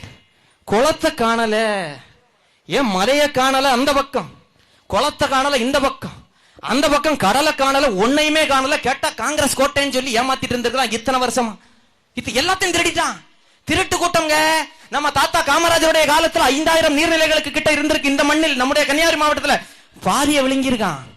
ஒரு 100க்கும் மேற்பட்ட நீர்நிலைகளை நாம் தமிழர் கட்சியினுடைய சுற்றுச்சூழல் பாசறை பிள்ளைகள் நாங்கள் மீட்டெடுத்து வைத்திருக்கிறோம். நாங்க மீட்டெடுத்தோம். எங்க கிட்ட அதிகாரம் இல்ல, அதிகாரம் இல்ல, ஒண்ணு இல்ல. ஆனாலும் எங்க கை காசை போட்டு ஏய் மீட்டெடுக்கணும்டா, நம்ம அதிகாரத்துக்கு வர்றப்போ இந்த நீர்நிலைகளை எல்லாம் முழுமையாக அது இருக்கணும்னா, அதை மீட்டெடுக்கணும்னா இப்பவே கொஞ்சம் கொஞ்சமா அதிகாரம் இல்லாத போதே நம்ம அந்த வேலையெல்லாம் செஞ்சு மீட்டுருவோம் செஞ்சு வைக்கணும் என்று சொல்லி 100க்கும் மேற்பட்ட நீர்நிலைகளை மீட்டெடுத்து வச்சிருக்கிறோம். இந்த பட்டணங்கால்வாய், சிற்றாறு பட்டணங்கால்வாய் எங்க போய் முடியுது? அண்ணன் ராஜேஷ்குமார் அவர்கள் என்ற நீங்க பதில் சொல்லணும். உங்க வீட்டு பக்கத்துல வந்து கேட்கிறேன், சிற்றாறு பட்டணங்கால்வாய் எங்க போய் முடியுது? முடிகிற அத்தனை இடத்திற்கும் தண்ணீர் போகுதா? ஏன் போகல? தூர்வாரதுன்னு சொல்லி கொஞ்சம் நிதி ஒதுக்குறீங்களே. இப்போ தூர்வாரல் எப்படி நடந்து நீங்க பாத்திருப்பீங்க சமூக வலைதளங்கள்ல. நான் கேட்டேன், அந்த இடத்துல நின்று ஒரு பொறியாளர் வந்து தூர் வாடுறாரு, வாரி பக்கத்துல வச்சுட்டு போயிட்டாரு. அப்புறம் பார்த்தா 2 நாள் அன்னைக்கு இரவே கீழே போகுது மறுபடியும். எதுக்கு இத்தனை கோடி நிதி செலவு செய்து இப்படியா தூர் வாரணும்? தண்ணி போகாதுங்க. தூர் அத்தனை நாடகம். சும்மா கேட்கறதுக்கு ஆள் இல்ல, கேட்கறதுக்கு ஆள் இல்ல. ஒரு ரோடு போடுறாரு. இந்த ரோடு எத்தனை சாலைகள் தரமா இருக்கு? ஏற்கனவே போடப்பட்ட சாலைகளை முழுமையாக சுரண்டி எடுத்து புதிய சாலைகள் போட வேண்டும் என்பது விதி. கடைபிடிக்கிறாங்களா? ஏதாவது ஒப்பந்ததாரர்கள் கடைபிடிக்கிறாங்களா? இல்ல, எல்லாருக்கும் தெரியும். ஏன் கடைபிடிக்கல? கேட்கறதுக்கு ஆள் இல்ல. நெஞ்ச நிமித்தி நின்று சட்டை பிடிச்சு கேள்வி கேட்கறதுக்கு ஆள் இல்ல. ஏன்டா மக்கள் வரிப்பணத்தை எல்லாம் வீணாக்குறியே? மக்களுடைய வரிப்பணம் இல்லையா? 10 லட்சம் ஒதுக்கப்பட்டது, 10 லட்சம் இதுல கொண்டு கொட்டுன்னு சொல்றதுக்கு ஆள் இல்ல. ஏன் சொல்ல வேண்டிய சட்டமன்ற உறுப்பினர்களும் அமைச்சர்களும் கமிஷன் வாங்கிட்டு இருக்காங்க, கமிஷன் வாங்கிட்டு இருக்காங்க. அப்ப போய் கேட்க முடியுமா? ரோடு நான் போய் கேட்பேன், ரோடு போட்டிருக்கிறேன், ஏன் இப்படி போட்டுரு? தரம் இல்லாம போட்டிருக்கிற போடுனா போடுவாரு அதிகாரி. நான் சட்டமன்ற இப்பவே கேட்கிறாங்க. அப்ப சட்டமன்ற உறுப்பினர் ஆனால் அச்சம் ஏற்படும். அத்தனை அதிகாரிகளுக்கும் அச்சம். நேர்மையற்ற அதிகாரிகள் அச்சப்படுவார்கள். நேர்மையான அதிகாரிகள் நாங்கள் வந்ததும் நெஞ்ச நிமிர்த்தி கொண்டு துணிச்சலோடு நிற்பார்கள். 10 லட்சம் ரூபாய் ஒதுக்குறீங்க ஒரு சாலை போடுறதுக்கு. 10 லட்சம் ரூபாய் சாலை போடுறதுக்கு ஒதுக்குனா நம்ம சட்டமன்ற உறுப்பினர் ராஜேஷ்குமார் அவர்கள் போஸ்ட் விட்டாரு, சாலை போட நிதி ஒதுக்கிய சட்டமன்ற உறுப்பினர் 5 லட்சம் ரூபாய் நிதி ஒதுக்கிய சட்டமன்ற உறுப்பினர் ராஜேஷ்குமார் அவர்களுக்கு நன்றி நன்றி நன்றி. சாலைக்கு மட்டும் இல்ல, பாலத்துக்கு, வீட்டுக்கு, ஏன் கழிவறை கட்டினா கூட எல்லாத்துக்கும் போஸ்டர். 10 லட்சம் ரூபாய் சாலை ஒதுக்குனா 5 லட்சம் ரூபாய் போஸ்டர் விளம்பரம். 5 லட்சம் ரூபாய் செலவு பண்ணுவாரு. பத்திரிகை விளம்பரம், தொலைக்காட்சி விளம்பரம் பண்ற. நான் கேட்கிறேன், 10 லட்சம் ரூபாய் ஒதுக்கப்பட்டதுன்னு வைக்கிறப்ப போஸ்ட் ஒட்டினீங்களே, ஒதுக்கி முடிச்சு சாலை பணி முடிவடைஞ்சதும் 10 லட்சம் ரூபாய் ஒதுக்கப்பட்டிருக்கு. அந்த 10 லட்சம் ரூபாய் ஒதுக்கப்பட்ட அந்த வேலை சாலை பணி முடிவடைந்து விட்டது. 2 லட்சம் ரூபாயா? இவ்வளவு வேலைக்கு சம்பளத்துக்கு ஆளு இவ்வளவு இத்தனை லட்சம் ஆச்சு, சல்லிக்கு இவ்வளவு ஆச்சுப்பா, தண்ணீர் செலவு இவ்வளவு ஆச்சுப்பா, இவங்களுக்கு எல்லாம் சம்பளம் இவ்வளவு ஆச்சுப்பா, இத்தனை செலவு இவ்வளவு ஆச்சுப்பா. 10 லட்சம் ரூபாய் 9 லட்சம் ரூபாய் செலவாச்சு. 1 லட்சம் ரூபாய் கையிருப்பு இல்ல. 10 லட்சம் ரூபாய் செய்ய முடியல, கை மீறி போயிட்டு 12 லட்சம் ரூபாய் ஆச்சு. 2 லட்சம் ரூபாய் கடன். என்றைக்காவது ஏதாவது ஒரு அரசியல் கட்சியை சார்ந்த சட்டமன்ற உறுப்பினர்கள் ஒட்டி இருக்கிறாங்களா? உங்களுக்கு தெரியுமா? உங்க வீட்டு பக்கத்துல போட்ட சாலை பணிக்கு ஒதுக்கப்பட்ட நிதி அத்தனையும் எப்படியெல்லாம் செலவு செய்யப்பட்டதுன்னு உங்களுக்கு தெரியுமா? யாருக்காவது தெரியுமா? தெரியாது. ஏன்? 2 லட்சம் ரூபாய் சம்பளம், 1 லட்சம் ரூபாய் சல்லி, மணல், 5 லட்சம் ரூபாய் கமிஷன் இவருக்கு எழுதணும் இல்ல? எழுதணும். வைக்க மாட்டாங்க. ஊழல் லஞ்சத்தை ஒழிக்கணும். எப்படி ஒழிக்கிறது? ஒரே ஒரு வழிதான், வெளிப்படைத்தன்மையான நிர்வாகத்தை அமைப்பதன் மூலமாக மட்டும்தான் இந்த நாட்டில் அத்தனை துறைகளிலும் ஊழல் லஞ்சத்தை தூக்கி வீச முடியும். அந்த வெளிப்படைத்தன்மையான நிர்வாகத்தை நாம் தமிழர் பிள்ளைகள் நாங்கள் படைப்போம் என்று நாங்கள் இன்றைக்கு நேற்றைக்கல்ல, 2016 முதல் முறையாக தேர்தல் களத்தை நாங்கள் சந்தித்ததனால் தொடங்கி இப்போது வரைக்கும் நாங்கள் அதை செய்து கொண்டிருக்கிறோம். நான் உங்களுக்கு சொல்லுது ஒண்ணுதான், இந்த தொகுதியில் நாங்கள் வென்றதும் கிள்ளியூர் தொகுதியில் போர்க்கால அடிப்படையில் அத்தனை நீர்நிலைகளும் மீட்டெடுக்கப்படும். விவசாயத்தை மீட்டெடுப்போம். சரி, இப்ப அந்த பக்கம் ஹெலிகாப்டர் தளம்னு சொல்லிட்டு இருந்தாங்க. எங்க போச்சு ஹெலிகாப்டர் தளம்? ஒவ்வொரு தேர்தலையும் வாக்குறுதி வரும், செராக்ஸ் பேப்பர் ஒன்று இந்த முறையும் கொண்டு வருவாங்க. நல்லா படிச்சு பாருங்க, நல்லா இருக்கு, நல்லா அழகா இருக்கும், காமெடியா இருக்கும், ஜாலியா இருக்கும். நாங்கள் ஹெலிகாப்டர் தளத்தை கொண்டு வருவோம், நாங்கள் கடல் ஆம்புலன்ஸை கொண்டு வருவோம். எப்ப கொண்டு வருவீங்க? அதுதான் நாங்க கேட்கிற கேள்வி. இந்த சாலையில விபத்து நடக்கிறப்போ உடனே 108க்கு கூப்பிடுறோம். 108க்கு கூப்பிட்டதுமே ஆம்புலன்ஸ் வருது, வந்து நம்மளை தூக்கிட்டு போயிருது, விபத்து சிகிச்சை தர்றாங்க. சரி, கடல்ல இவ்வளவு விபத்து ஏற்படுது, இத்தனை மீனவர்கள் காணாமல் போகிறார்களே, கடலோடு வேட்டையாடி பெரும் போராட்டத்தை நடத்தி உயிரை எல்லாம் இழக்கக்கூடிய அளவிற்கு தொழில் செய்து இந்த நாட்டினுடைய அந்நிய செலாவணியை ஈட்டிக் கொடுக்கக்கூடிய மீனவர்கள் கடலில் காணாமல் செல்கிறார்களே, அவர்களை மீட்டெடுப்பதற்கு ஒரு ஹெலிகாப்டர் தளம், ஒரு கடல் ஆம்புலன்ஸ் எங்களுக்கு வேண்டும் என்பது எத்தனை எத்தனை ஆண்டுகால கோரிக்கை. ஆளும் கட்சியாக திமுக, அதிமுக, ஒன்றிய கட்சியாக அரசாக காங்கிரஸ், பாஜக அத்தனை பேரும் இருக்கிறீர்கள், இருந்தீர்கள். உங்கள் எல்லோருடைய ஆட்சி காலத்திலும் இந்த கோரிக்கை இருந்ததே, ஏன் நிறைவேற்றல? ஏன் நிறைவேற்றல? என்ன பிரச்சனை? என்ன பிரச்சனை? செய்ய மாட்டார்கள், செய்ய மாட்டார்கள். எப்போது செய்வார்கள்? இவர்களை நம்ம செஞ்சா அது நடக்கும். நம்ம இனி செய்யணும், நம்ம செய்யணும். நீங்க அங்கே நிக்காதீங்க, அங்கே நிக்காதீங்க. 15 வருஷம் ஆகுது.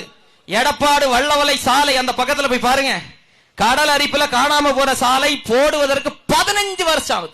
15 வருஷமா ஒரு சாலையை போடாத இவர்களுக்கு எல்லாம் ஓட்டு போடுறதுக்கு பதிலா நம்ம ஓட்ட கடல்ல தூக்கி போடலாம். எதுக்கு இவர்களுக்கு ஓட்டு? ஏன் ரோடு போட முடியல, சாலை வசதி செய்ய முடியல, நல்ல குடிநீர் வசதி இல்ல, கல்வி இல்ல, மருத்துவம் இல்ல, உணவு ஆரோக்கியமானதா இல்ல, ஒண்ணுமே இல்லாத கூட்டத்துக்கு எதுக்கு ஓட்டு? எதுக்கு ஓட்டு? இப்ப வருவாங்க புதுசா, பிஜேபி வந்துரும். பக்கத்துல பாலப்பள்ளம் பேரூராட்சியில போய் பாருங்க, அங்க யாரெல்லாம் கூட்டணி? யார் கூட்டணி? இந்த காங்கிரஸ் பாஜக ரெண்டு நேரடி கூட்டணி. பாலப்பள்ளத்துல பிஜேபி எதிர்ப்பு உங்களுக்கு ஓட்டு போடணுமா? இங்க பிஜேபி போட்டியிலே இல்ல, போட்டியிலே இல்ல. இங்க நிக்கிறது காங்கிரஸ், தமிழ் மாநில காங்கிரஸ், ரெண்டு ஒண்ணுதான், ஒண்ணுதான். என்னது? அதை விட்டுருங்க. இந்த பிரச்சனைகள் இவ்வளவு நேரம் நான் பேசுறேன், இன்னும் இருக்கு நிறைய பிரச்சனை. நான் கேட்டுட்டே இருக்கிறேன். இந்த சட்டமன்ற உறுப்பினர் ராஜேஷ்குமார் அவர்களை நோக்கி நான் பல கேள்வியை தினமும் கேட்டுட்டே இருக்கிறேன். வாங்க அண்ணே, உட்காருங்க. நீங்க தான் பெரிய கோட்டை மன்னராச்சே, காங்கிரஸ் கட்சியினுடைய சட்டமன்ற குழு தலைவராச்சே, பேசுவோம். ஒரு 5 நிமிஷம் பேசுவோம், நம்ம ஊர் பிரச்சனை பேசுவோம். என் கூட மேடை போடுங்க ஒரு வேட்பாளராக. சரி, உங்க தம்பியா, உங்க வீட்டுல இருந்து ஒரு 4 கிலோமீட்டர் தொலைவில் இருக்கக்கூடிய ஒரு தம்பியாக இருக்கு கேட்கிறேன். எனக்கு சில கேள்விகள் இருக்கு. அது ஏன் கேள்வி இல்ல, என் அண்ணனுடைய கேள்வி, இந்த என் சித்தப்பாவுடைய கேள்வி, என் பெரியப்பா கேள்வி, என் மாமன் கேள்வி, மச்சான் கேள்வி. ஏன் ஏன் ஏன்னா இத்தனை வருஷம் உங்களுக்கு ஓட்டு போட்டு போட்டு போட்டு போட்டு நீங்க நாட்டை நாசாக்கிட்டீங்க. உங்களுக்கு எதிராக இங்க யாருமே இல்ல, உங்களை விட்டு ஆளே இல்லைங்கிற இடத்துல ஏக்கத்தோடும் எதிர்பார்ப்போடும் இருந்த மக்களுடைய ஏக்கத்தையும் எதிர்பார்ப்பையும் தீர்ப்பதற்காக உங்கள் வீட்டு பிள்ளையாக இந்த மகன் அவர்கள் வீட்டு பிள்ளையாக வந்து நின்று கேள்விகள் அடுக்கிறேன் இல்லையா, கேட்டுட்டே இருக்கிறாங்க. கேளுப்பா தம்பி, நான் கேட்கிற கேள்வி அத்தனையும் என் மக்களின் கேள்வி. தம்பி இதை கேளுப்பா எம்எல்ஏ. நாங்க பேசவே முடியல, அவர்கிட்ட பேச முடியல. நீங்க கேளுங்க தம்பி, கேளுங்க. நான் கேட்டுட்டே இருக்கிறேன், பதில் சொல்ல மாட்டாரா? நான் விட போறதா இல்ல, நான் கேட்டுட்டே இருப்பேன், நான் கேட்டுட்டே இருப்பேன். இனி நீங்க கேட்கணும், இனி நீங்க கேட்கணும். வாக்கு சேகரிக்க வரும்ப கேளுங்க, கேளுங்க. என் தொகுதிக்கு மருத்துவமனை எங்க கேளுங்க, என் தொகுதிக்கு கல்லூரி எங்க, அரசு கல்லூரி கேளுங்க. என் மக்கள் கேட்கணும். படித்த இளைஞர்களுக்கு வேலை வாய்ப்பு என்ன என்ன இருக்கு? ஒண்ணு இல்ல. 7 ஆண்டு காலமாகிறது மீனவர்களுக்கு இறப்பு சான்றிதழ் கிடைக்கிறதுக்கு. 7 வருஷங்க. இறந்து போனா, கடல்ல காணாமல் போனா 7 ஆண்டு காலமாகிறது. 7 ஆண்டுல கொடுத்துருவானா? இல்ல இல்ல.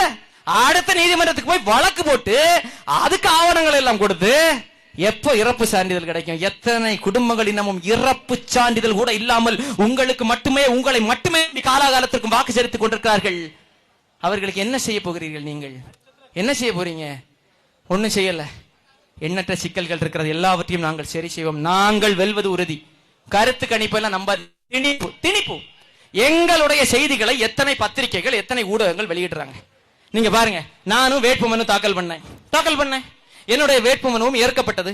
நானும் தினந்தனமா கேள்வி கேள்வியா கேட்டு இருக்கிறேன். மக்களை நேரடியா நான் மக்களை சந்திச்சிட்டு இருக்கிறேன். நேரடியா ஒவ்வொரு பகுதியிலும் போய் இருந்து கேட்கிறேன். ஏங்க கேளுங்க, என்கிட்ட கேள்வி கேளுங்க. நான் கேட்கிறேன், மக்கள்கிட்ட கேட்டு இருக்கிறேன். பல கேள்விகளை கேட்கிறாங்க மக்கள் என்கிட்ட.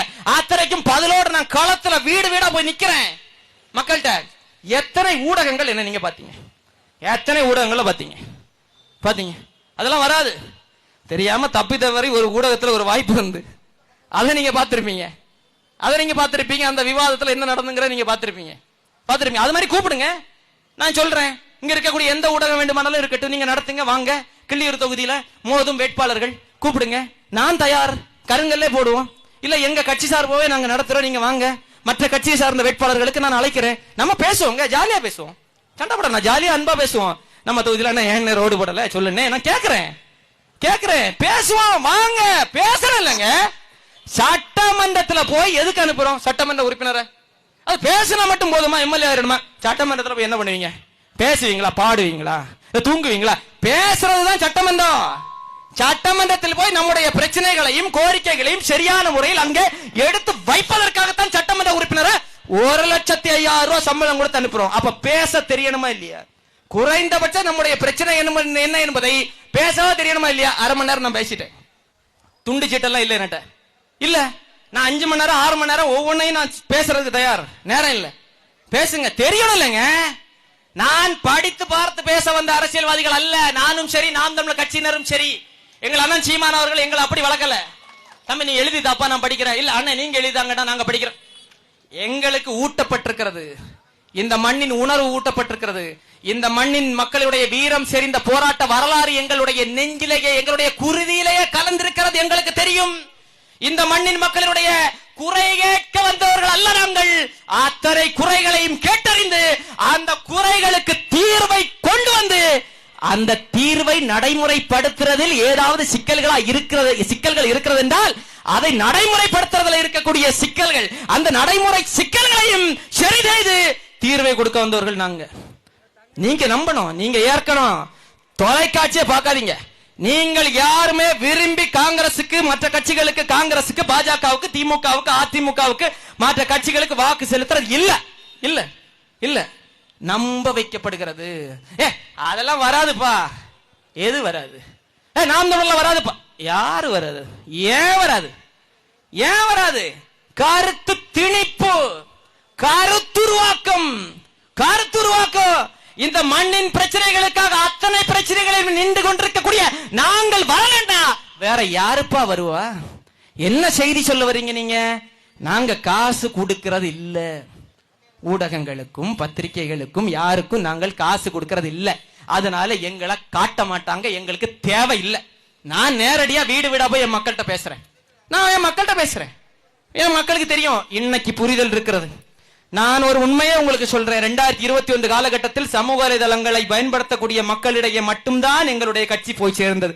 அது சொல்றதுல எங்களுக்கு எந்த பிரச்சனையும் இல்லை. ஆனால் இந்த 2026 தேர்தல் பரப்புரையின் போது ஒவ்வொரு வீடு வீடாக நாங்கள் செல்கிற போது எங்களை விட எங்களை அதிக அளவிலே எங்களுடைய மக்கள் தெரிந்து வைத்திருக்கிறார்கள், அறிந்து வைத்திருக்கிறார்கள். எல்லோரிடமும் நாங்கள் போய் சேர்ந்து விட்டோம். நாங்கள் வெல்வது உறுதி. நாங்கள் தான் வெல்ல போறோம். எந்த கருத்து கணிப்புகளும் இங்கே இனி செல்லுபடியாகாது. என் மக்களுக்கு நான் சொல்கிறேன், இந்த கருத்து கணிப்புகளை வெளியிடக்கூடிய இந்த ஊடகங்கள், கருத்து திணிப்புகளை வெளியிடக்கூடிய ஏதாவது ஊடகங்கள் அரை மணி நேரமாக நான் பேசிய உங்களுடைய பிரச்சனைகளை என்றைக்காவது வெளியிட்டதுண்டா? சிந்திச்சு பார்க்கணும், மனசாட்சியோடு சிந்திச்சு பார்க்கணும். நீங்க வெளியிட்டதுண்டா? வெளியிட மாட்டார்கள். நாம் தமிழர் கட்சி போட்டியில இல்லைன்னா ஊடகங்களை செய்தி வெளியிடுவார்கள். அதுக்கேற்ற மாதிரி மற்ற கட்சிகளும் கோடி கணக்கில் பணத்தை செலவு பண்ணி நீங்க போங்க, நீ தொகுதி முழுக்க போங்க, சுவர் விளம்பரமா எழுதி வச்சிருப்பாங்க, சுவரொட்டியா ஒட்டி வச்சிருப்பாங்க. எதுக்கு? மக்களுடைய மனநிலையை தயார் செய்யறாங்களா? எந்த இடத்துல பார்த்தாலும் இவர் தான் இருக்காரு, இவர் ஜெயிச்சிருவாரு. இந்த கருத்துருவாக்கங்களின் மூலமாக மட்டும்தான் இவர்கள் இத்தனை காலம் வென்று வந்தார்கள். ஆனால் இந்த முறை இவர்களுடைய அத்தனை கருத்துருவாக்கங்களையும் எம் மக்களாகிய நீங்கள் உடைத்து நொறுக்கி போட்டு விட்டீர்கள். ஏற்கனவே விட்டீங்க. இந்த கூட்டத்தை பாருங்க. இந்த கூட்டத்துல கூட்டம் ஒருத்தர் காசு கொடுத்துதான் நாங்க கூட்டம் வந்தோம்னா கட்சியை கழிச்சிட்டு நாங்க போயிருவோம். இது கோட்டருக்கு கூடுற கூட்டம் அல்ல. இது கோழி பிரியாணிக்கு கூடுற கூட்டம் அல்ல. இது சாதிக்கும் மதத்திற்கும் கூடுற கூட்டம் அல்ல. இது திரை கவர்ச்சிக்கு கூடுற கூட்டம் அல்ல.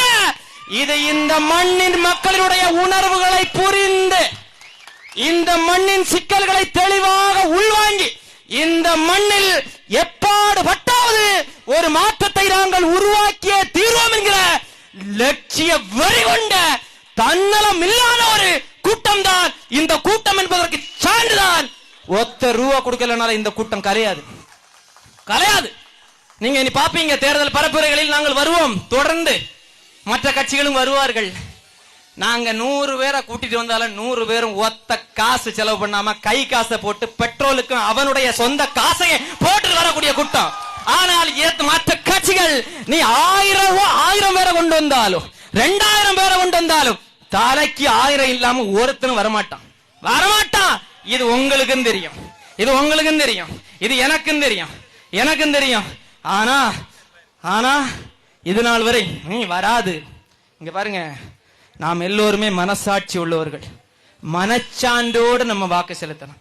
நான் சரியா செஞ்சேன், அந்த மனநிறைவோடு நீங்க வாக்கு செலுத்தணும். அதைத்தான் நீங்கள் செய்யணும். இப்ப நான் மட்டும் போட்டா எப்படிப்பா, நான் மட்டும் போட்டா எப்படிப்பா? என் அன்பு மக்களுக்கு சொல்கிறேன், நிறைய பேரோட கேள்வி, நான் மட்டும் போட்டா எப்படிப்பா, நான் மட்டும் போட்டா எப்படிப்பா? தனிமரம் தோப்பாகாதுதான், தனிமரம் தோப்பாகாதுதான். பல மரங்கள் சேர்ந்தால்தான் தோப்பு. ஆனால் அந்த தனிமரம் தன்னை எப்போதும் தனிமரமாக மட்டுமே உணர்ந்து செயல்பட்டது என்றால் வாழ்நாள்ல என்னைக்குமே அது தோப்பா மாறாது. அது வாழ்நாள் முழுக்க தனிமரமாகத்தான் இருக்கும். நீங்க நினைக்கணும், நான் தனிமரம் தான், நான் சரியா முடிவெடுத்துட்டேன், இவன் அநீதி செய்யறான், இவன் ஜெயிக்கிறான் தோக்குறான், ஊடகங்கள் சொல்றது ரெண்டாவது, அவன்கிட்ட கூட்டம் இருக்கு பணம் இருக்கு ரெண்டாவது. ஆனால் அவனுக்கு ஓட்டு போடுறது, அவன் ஜெயிப்பான் அதனால ஓட்டு போடுறது தப்பு, அவன் தப்பானவன். இந்த பசங்க, இந்த சின்ன பசங்க, நாம் தமிழர் கட்சி பசங்க சரியா பேசுறாங்க, இவன் உண்மையை பேசுறான், இவன் சத்தியத்தை பேசுறான். இந்த கன்னியாகுமரி மாவட்டம் மற்ற மாவட்டத்தை விட ஆன்மீகத்தில் அதிக அளவிலே நம்பிக்கை கொண்ட மாவட்டம். நீங்கள் இந்துக்களாக இருங்கள், கிறிஸ்தவர்களாக இருங்கள், இஸ்லாமியராக இருங்கள், நீங்கள் யாராக வேண்டுமானாலும் இருக்கலாம், நீங்கள் எல்லோரும் சத்தியத்தின் வழியே நடப்பவர்கள்.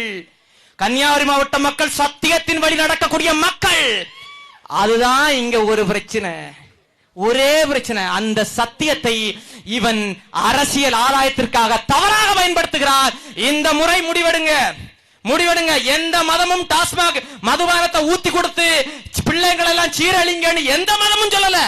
இவன் மதத்தின் பேரை சொல்லி வாக்கு கேட்கக்கூடிய அத்தனை பேருக்கும் சொல்லுங்கள், ஏய் போப்பா, என் மதம் மது விலக்க பேசுது, உன் கட்சி மது ஒழிச்சுதா இல்ல, அப்புறம் எதுக்கு நான் உனக்கு ஓட்டு போடணும், நீ என் மதத்திற்கு எதிராக இருக்கிறாய் என்று சொல்லி அதற்கு எதிரான சித்தாந்தத்தை யார் வைக்கிறார்களோ அதை திரும்பி பார்த்தா நான் தான் தெரிவேன், நாம் தமிழர் கட்சி தான் தெரியும்.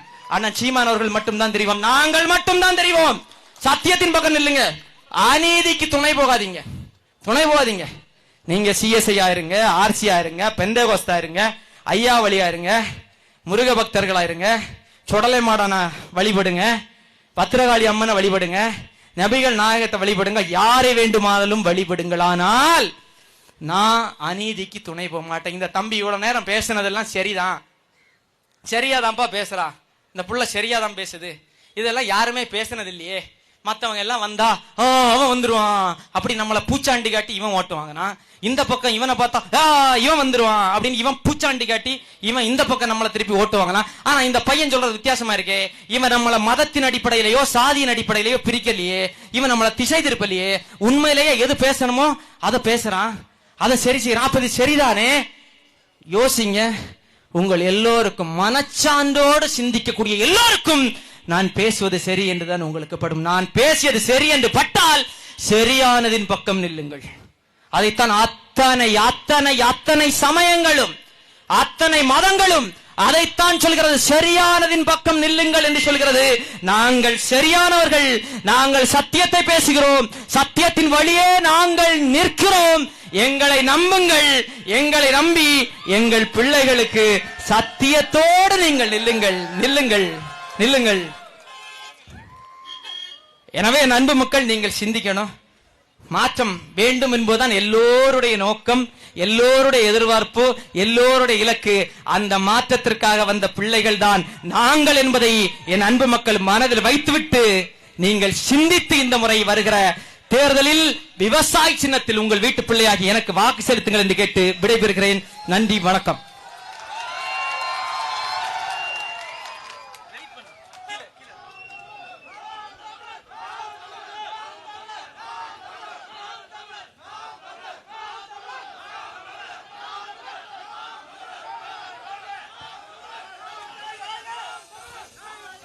சாரதி சாரதி சாரதி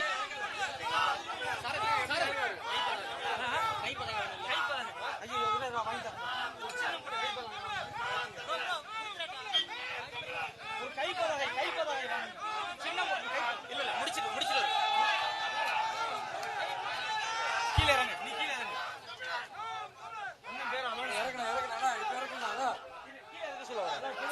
கீழே இருக்கு, கீழே இருக்கு.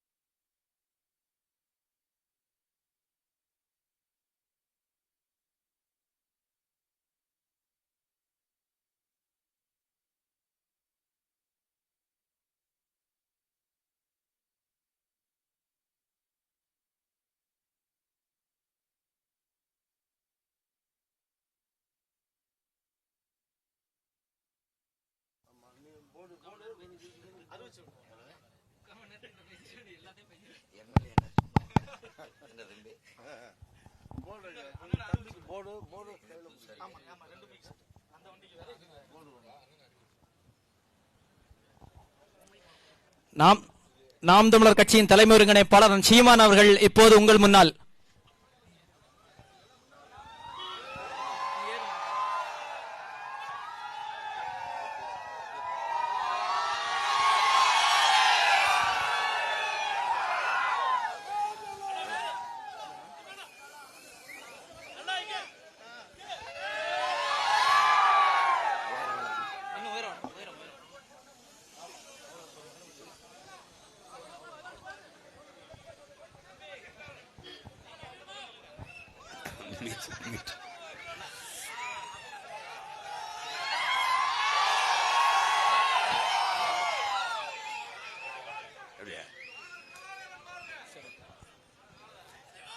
எங்களின் உயிரோடும் உணர்வோடும் கலந்து வாழுகின்ற அன்பு சொந்தங்கள் அனைவருக்கும் வணக்கம்.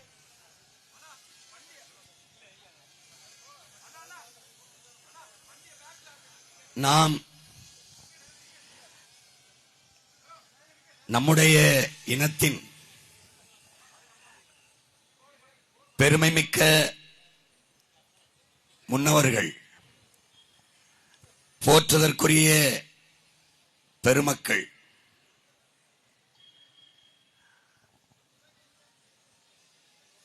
தாள கிடப்பாரை தற்காத்து நிற்பதே தர்மம் என்று போதித்த சமய புரட்சியாளர், அன்பு வழி என்ற ஒரு தூய சமயத்தை கட்டிய நம்முடைய பாட்டனார் வைகுந்தர் வாழ்ந்த நிலத்திலே காலுக்கு செருப்பும் இல்லை, கால் வயிற்று கூழுக்கும் வழி இல்லை, பாலுக்கு உழைத்தோமடா தோழா பசையற்று போனோமடா. உப்புக்கல்லு இனிக்கும் என்றால் உனக்கு எங்கே மதி போச்சு, செத்த பின்னே சொர்க்கம் என்றால் இப்பிறவி என்னாச்சு, சொத்து இருக்கிறவன் சொல்லுற சொல்லே சரியாச்சு, சுத்தி சுத்தி விரட்டுதம்மா வறுமை மட்டும் நமக்காச்சு. மனிதா மனிதா இதை மாற்ற வேண்டாமா, நம்மை வாட்டி வதைக்கும் கொடுமைகளை விரட்ட வேண்டாமா என்று போதித்த பொதுவுடைமை புரட்சியாளன் நம்முடைய தாத்தன் ஜீவானந்தம் பிறந்த மண்ணில் கன்னியாகுமரி மாவட்டம் கேரளாவில் ஒரு மாவட்டமாக இருந்திருக்க வேண்டிய ஒன்றை அன்னை தமிழ் நிலத்தோடு இணைக்க வேண்டும் என்று ஈடு இணையற்ற புரட்சியை முன்னெடுத்த நம்முடைய தாத்தா மார்சல் நேசமணி உளவிய மண்ணில் எந்த மகத்தான பணியை நம் முன்னவர்கள் நம்முடைய தாத்தாக்களும் பாட்டன்களும் செய்தார்களோ அதே மகத்தான ஒரு மாற்றத்திற்காக அவர்கள் வழிவழியே வந்த மானத்தமிழ் வீரத்தமிழ் பிள்ளைகள் இந்த மண்ணிலே நிற்கிறோம். பகிர்வெளி ஆற்றுடன் பன்மலை அடுக்கத்து குமரிக்கோடும் கொடுங்கடல் கொல்ல வடதிசை கங்கையும் இம்மயமும் கொண்டு தென் திசை ஆண்ட தென்னவன் வாழி என்று சிலப்பதிகாரத்தில் நம்முடைய மூதாதை இளங்கோவடிகள் பதிவு செய்கிறார். இமய வரை ஆண்ட ஒரு இனத்தின் கூட்டம் இன்று இமயம் பக்கம் இருக்கிறவன்ட்ட மொத்த அதிகாரத்தையும் கொடுத்து விட்டு என்ன செய்தென்று தெரியாமல் முழித்துக் கொண்டிருக்கிறது. இங்கே தமிழ்நாட்டிலே இந்தியாவிலே அதிக கல்வியறிவு பெற்ற மாநிலம் கேரளா என்கிறார்கள். தமிழ்நாட்டிலே அதிக கல்வியறிவு பெற்ற மாநிலம் கன்னியாகுமரி மாவட்டம் கன்னியாகுமரி என்கிறார்கள். ஆனால் இந்த மாவட்டத்தில் இருந்து எந்த புதிய சிந்தனை, எந்த புதிய ஆற்றல், எந்த புதிய மாறுதலும் வரவில்லை. கற்றறிந்த பெருமக்கள் என் உயிரினுமினிய உடன் பிறந்தார்கள். நம்மிலிருந்துதான் மகத்தான மாறுதல் தொடங்கி இருக்க வேண்டும். நாம் எப்படி எந்தெந்த அரசியல் கட்சிகளை சார்ந்து எந்தெந்த அரசியல் கோட்பாடுகளை ஏற்றிருக்கும் என்பதை என்னிலும் இளைய என் தம்பி தங்கைகள், பேரன்புமிக்க என் பெற்றோர்கள் யோசிச்சு பார்க்கணும். முதல்ல நம்ம காங்கிரஸ், அடுத்து பாரதிய ஜனதா, அடுத்து திமுக, அதிமுக. இந்த கட்சிகளின் கோட்பாட்டை ஏற்று 60 ஆண்டுகள், அரை நூற்றாண்டுகளுக்கு மேலாக நாம் இந்த கட்சிகளினுடைய தத்துவங்கள், கோட்பாடுகள், ஆட்சி முறை ஏற்று வாழ்ந்திருக்கிறோம். எது ஒன்று இங்கே சரியாக இருந்திருக்கிறது, எந்த பிரச்சனை நமக்கு தீர்க்கப்பட்டிருக்கிறது, அதுதான் நம்ம எழுப்பி பார்க்கணும். இந்த காங்கிரஸ்னு ஒரு கட்சி எதுக்காக தமிழ்நாட்டுக்கு, சரி இந்தியாவுக்கு தான் எதுக்கு, இந்த பாரதிய ஜனதாங்கிற கட்சி எதுக்கு, தமிழ்நாட்டுக்கு எதுக்கு, அந்தந்த மாநிலங்கள் பிரிக்கப்பட்டது எதற்கு, மொழி வழியே தேசிய இனங்கள், நிலங்கள் பிரிக்கப்பட்டது, பகுக்கப்பட்டது எதற்கு? நான் என் நிலத்தை ஆளுகிறேன், கேரளாவை மலையாளி ஆளட்டும், ஆந்திராவை தெலுங்கர் ஆளட்டும், பீகாரியை பீகாரி ஆளட்டும், குஜராத்தியை குஜராத்தி ஆளட்டும், கர்நாடகாவை கன்னடன் ஆளட்டும், இந்தியாவை யார் ஆள்வது? கூடி பேசி ஒரு வட்டமேசை வைத்து சுழற்சி முறையில் ஆள்வோம். 3 முறை அறிவார்ந்த பெருமக்களே, 3 முறை இந்த நாட்டை, இவ்வளவு பெரிய துணைக்கண்டத்தை ஒரே மாநிலத்தவர் ஐயா மோடி மட்டும் 3 முறை ஆளுகிறார். 3 முறை ஐயா அமித்ஷா. இந்த நாட்டின் முதன்மை பதவி 2ஐயுமே இந்த குஜராத்தியை எடுத்துக்கிறார்கள். உங்களுக்கு அருந்ததி ராய் என்ற ஒரு சரியும் சமூக செயற்பாட்டாளர், மதிப்பிற்குரிய அம்மையார், அவங்க சொல்றாங்க, இந்தியாவை 2 பேர் விற்கிறார்கள், 2 பேர் வாங்குகிறார்கள். ஒருவர் அதானி, ஒருவர் அம்பானி. விற்கிறவர்கள் ஒருவர் மோடி, இன்னொரு அமித்ஷா, 4 பேருமே குஜராத்திகள் என்று. இதுல யாருக்காவது மாற்று கருத்து இருக்க? என்ன உனக்கு நடந்துருச்சு? நான் ஒரு கேள்வி கேட்கிறேன், உனக்கு சொல்லு. நீ காங்கிரஸுக்கு ஓட்டு போடு. ஏன் போடுறான்னு சொல்லிட்டு போடு. ஏன் போடுற சொல்லிட்டு போடு. ஏன் போற? என்ன சோனியா காந்தி உன் சின்னத்தம்மைய பெரியத்தம்மா இல்ல? நான் உன் சின்னத்தம்மையன் பெரியத்தம்மையன். நான் உன் கூட பிறந்தவன். ஓ ரத்தம். உனக்கு ஒண்ணுனா ராகுல் வருவாரா, சோனியா வருவாரா, நான் வருவானா? அதை மட்டும் சொல்லு. ஒரு தடவை சொல்லு. நீ போட்டா போடு, போடலைன்னா போ. கேட்கறத யோசிச்சு பாரு. எதற்கு வந்திருக்கான்? நான் கேட்கறதுக்கு பதில் சொல்லு. கண்ணு முன்னாடி உலகத்தின் தலை சிறந்த மொழி, மூத்த மொழி உன் தாய்மொழி. மணி நெற்றி உமிழ் செங்கன் தலால் புரை சுடர் கடவுள் தந்த தமிழ்ங்கிறான். யாரு? சிவபெருமானே தந்த தமிழ்ங்கிறான். நீ படிக்கிறியா இல்லையா? உலகத்தில் எல்லா மொழிகளும் மனிதன் பேசியது. உன் மொழி, என் மொழி தமிழ், இறைவன் பேசிய மொழி. சில மொழிகள் பிறந்து சிறக்கும். என் மொழி சிறந்தே பிறந்த மொழி. காரணம், இயற்கையின் மொழி, அருங்கொடை, ஆதி மனிதனின் உழைப்பிலிருந்து தொடங்கிய மொழி என் மொழி. உலகத்திலே தலை சிறந்த இலக்கியங்களை படிக்கிற வாய்ப்பை பெற்றவர்கள் சீனர்கள், கிரேக்கர்கள். அவர்களையும் தாண்டி தன் தாய்மொழியிலே ஆகச் சிறந்த இலக்கியங்களை படிக்க வாய்ப்பை பெற்றவர்கள் இந்தியாவில், தமிழ்நாட்டில் தமிழர்கள் என்று கேரள கவிஞன் ஆற்றூர் ரவிவர்மா எழுதுகிறார். அடுத்த வார்த்தை சொல்கிறார், அந்த தமிழ் என் தாய்மொழி மலையாளத்திற்கு தாய் என்பதில் எனக்கு பெருமை என்று சொல்லுகிறார். ஆகச் சிறந்த இலக்கியம் எந்த மொழி? எந்த மொழி? பௌத்தத்துக்கு மணிமேகலை, காப்பியம், சீரா புராணம், உமர் புலவர் எழுதியது நம்முடைய முன்னவன். இஸ்லாமிற்கு கம்ப ராமாயணம், இந்துக்களுக்கு தேம்பாவணி, ஜோசப் பெஸ்கி என்கிற வீரமாமுனிவன் எழுதியது. கிறிஸ்தவ மக்களுக்கு எந்தது? சிலப்பதிகாரம் எழுதியவன் இளங்கோவடிகள், நம் முன்னவன் சமண துறவி. எல்லா சமயங்களுக்கும் காப்பியம் கண்ட உலகில் ஒரே மொழி தமிழ். நீ என்ன, உனக்கு என்ன தெரியுது? நன்கு கட்டமைக்கப்பட்ட மொழி, சீர் சந்தம் அசை தொடை யாப்பு என்று உலகில் எம்மொழியின் துணையின்றி தனித்து இயங்கக்கூடிய உயர் தனிச்சொம்மொழி உன்மொழி, என் மொழி. மற்றவெல்லாம் இயங்காது. எல்லா ஊர்லயும் இது மைக்கு தான், என் ஊர்ல தான் இது ஒளி வாங்கி. எல்லா ஊர்லயும் அது ஸ்பீக்கர், என் மொழியில் அது ஒளி பெருக்கி. புரியுத? எல்லா ஊர்லயும் கார், என் ஊர்ல மகிழ் உந்து. எல்லா ஊர்லயும் மோட்டர் பைக்கு, அது உந்துருளி. எல்லா ஊர்லயும் சைக்கிள், என் ஊர்ல மிதிவண்டி அல்லது ஈருருளி. ஆங்கிலத்துக்கு பல ஆயிரம் சொற்களை கடன் கொடுத்துட்டு அதை வாங்கி இவன் பேசிட்டு இருக்கான். இங்க பாரு, பெனட் ஸ்டோர் என்ன எழுதியிருக்கு? தமிழ்ல எழுதியிருக்கு. உச்சரிப்பது இது என்ன மொழி? நீ யாரு? தமிழன். அவன்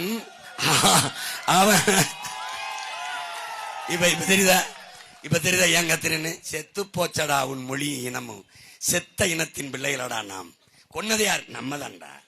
என் உடன் பிறந்தவனே பேரன்பு மிக்க என்னை பெற்ற தாய் தந்தையரே, 1800 ஆண்டுக்கு தமிழோடு சமஸ்கிருதம் கலந்து பேசி தெலுங்கு கன்னடனா போனான். 1600 ஆண்டுக்கு முன்னாடி தெலுங்குனா போனான். 15ஆம் நூற்றாண்டுல மலையாளம்ங்கிற மொழியே இல்லை. சேர சோழ பாண்டியன்ல மூத்த பாட்டை மண்ணு பிள்ளைய உரம் மலையாளம் பேசிட்டு தெரியுது. அவனாவது நல்ல தமிழ் பேசுறான். நீ வாற்று வாழ்ச மொழிபெயர்த்து நீர்வீழ்ச்சிட்டு இருக்கா. அவன் தூய தமிழ் சொல்ல அருவின்னு சொல்லிட்டு இருக்கான். நீ சாதம்ங்கிறான், அவன் சோறுங்கிறான். சோறு தான் தமிழ் சொல்லு. நீ மகனேங்கிறான், அவன் மோனேங்கிறான். நீ மகளேங்கிறான், அவன் மோளேங்கிறான். உன்னை விட அவன் நல்ல தமிழ் பேசிட்டு இருக்கிறான். என்ன வணக்கம்னா அவன் நமஸ்காரம்னா போயிட்டான் மலையாளியா. இப்ப நீ என்ன பண்ற? வணக்கம் கிடையாது, good morning, morning, morning, morning.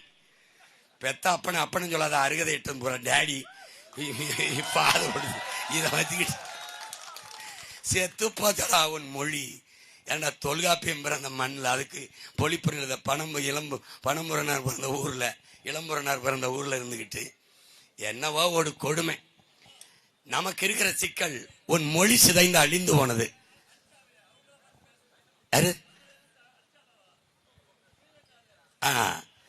அத பேசுறேன். ஒரு தமிழன் நம்ம கிட்ட இருக்கான்.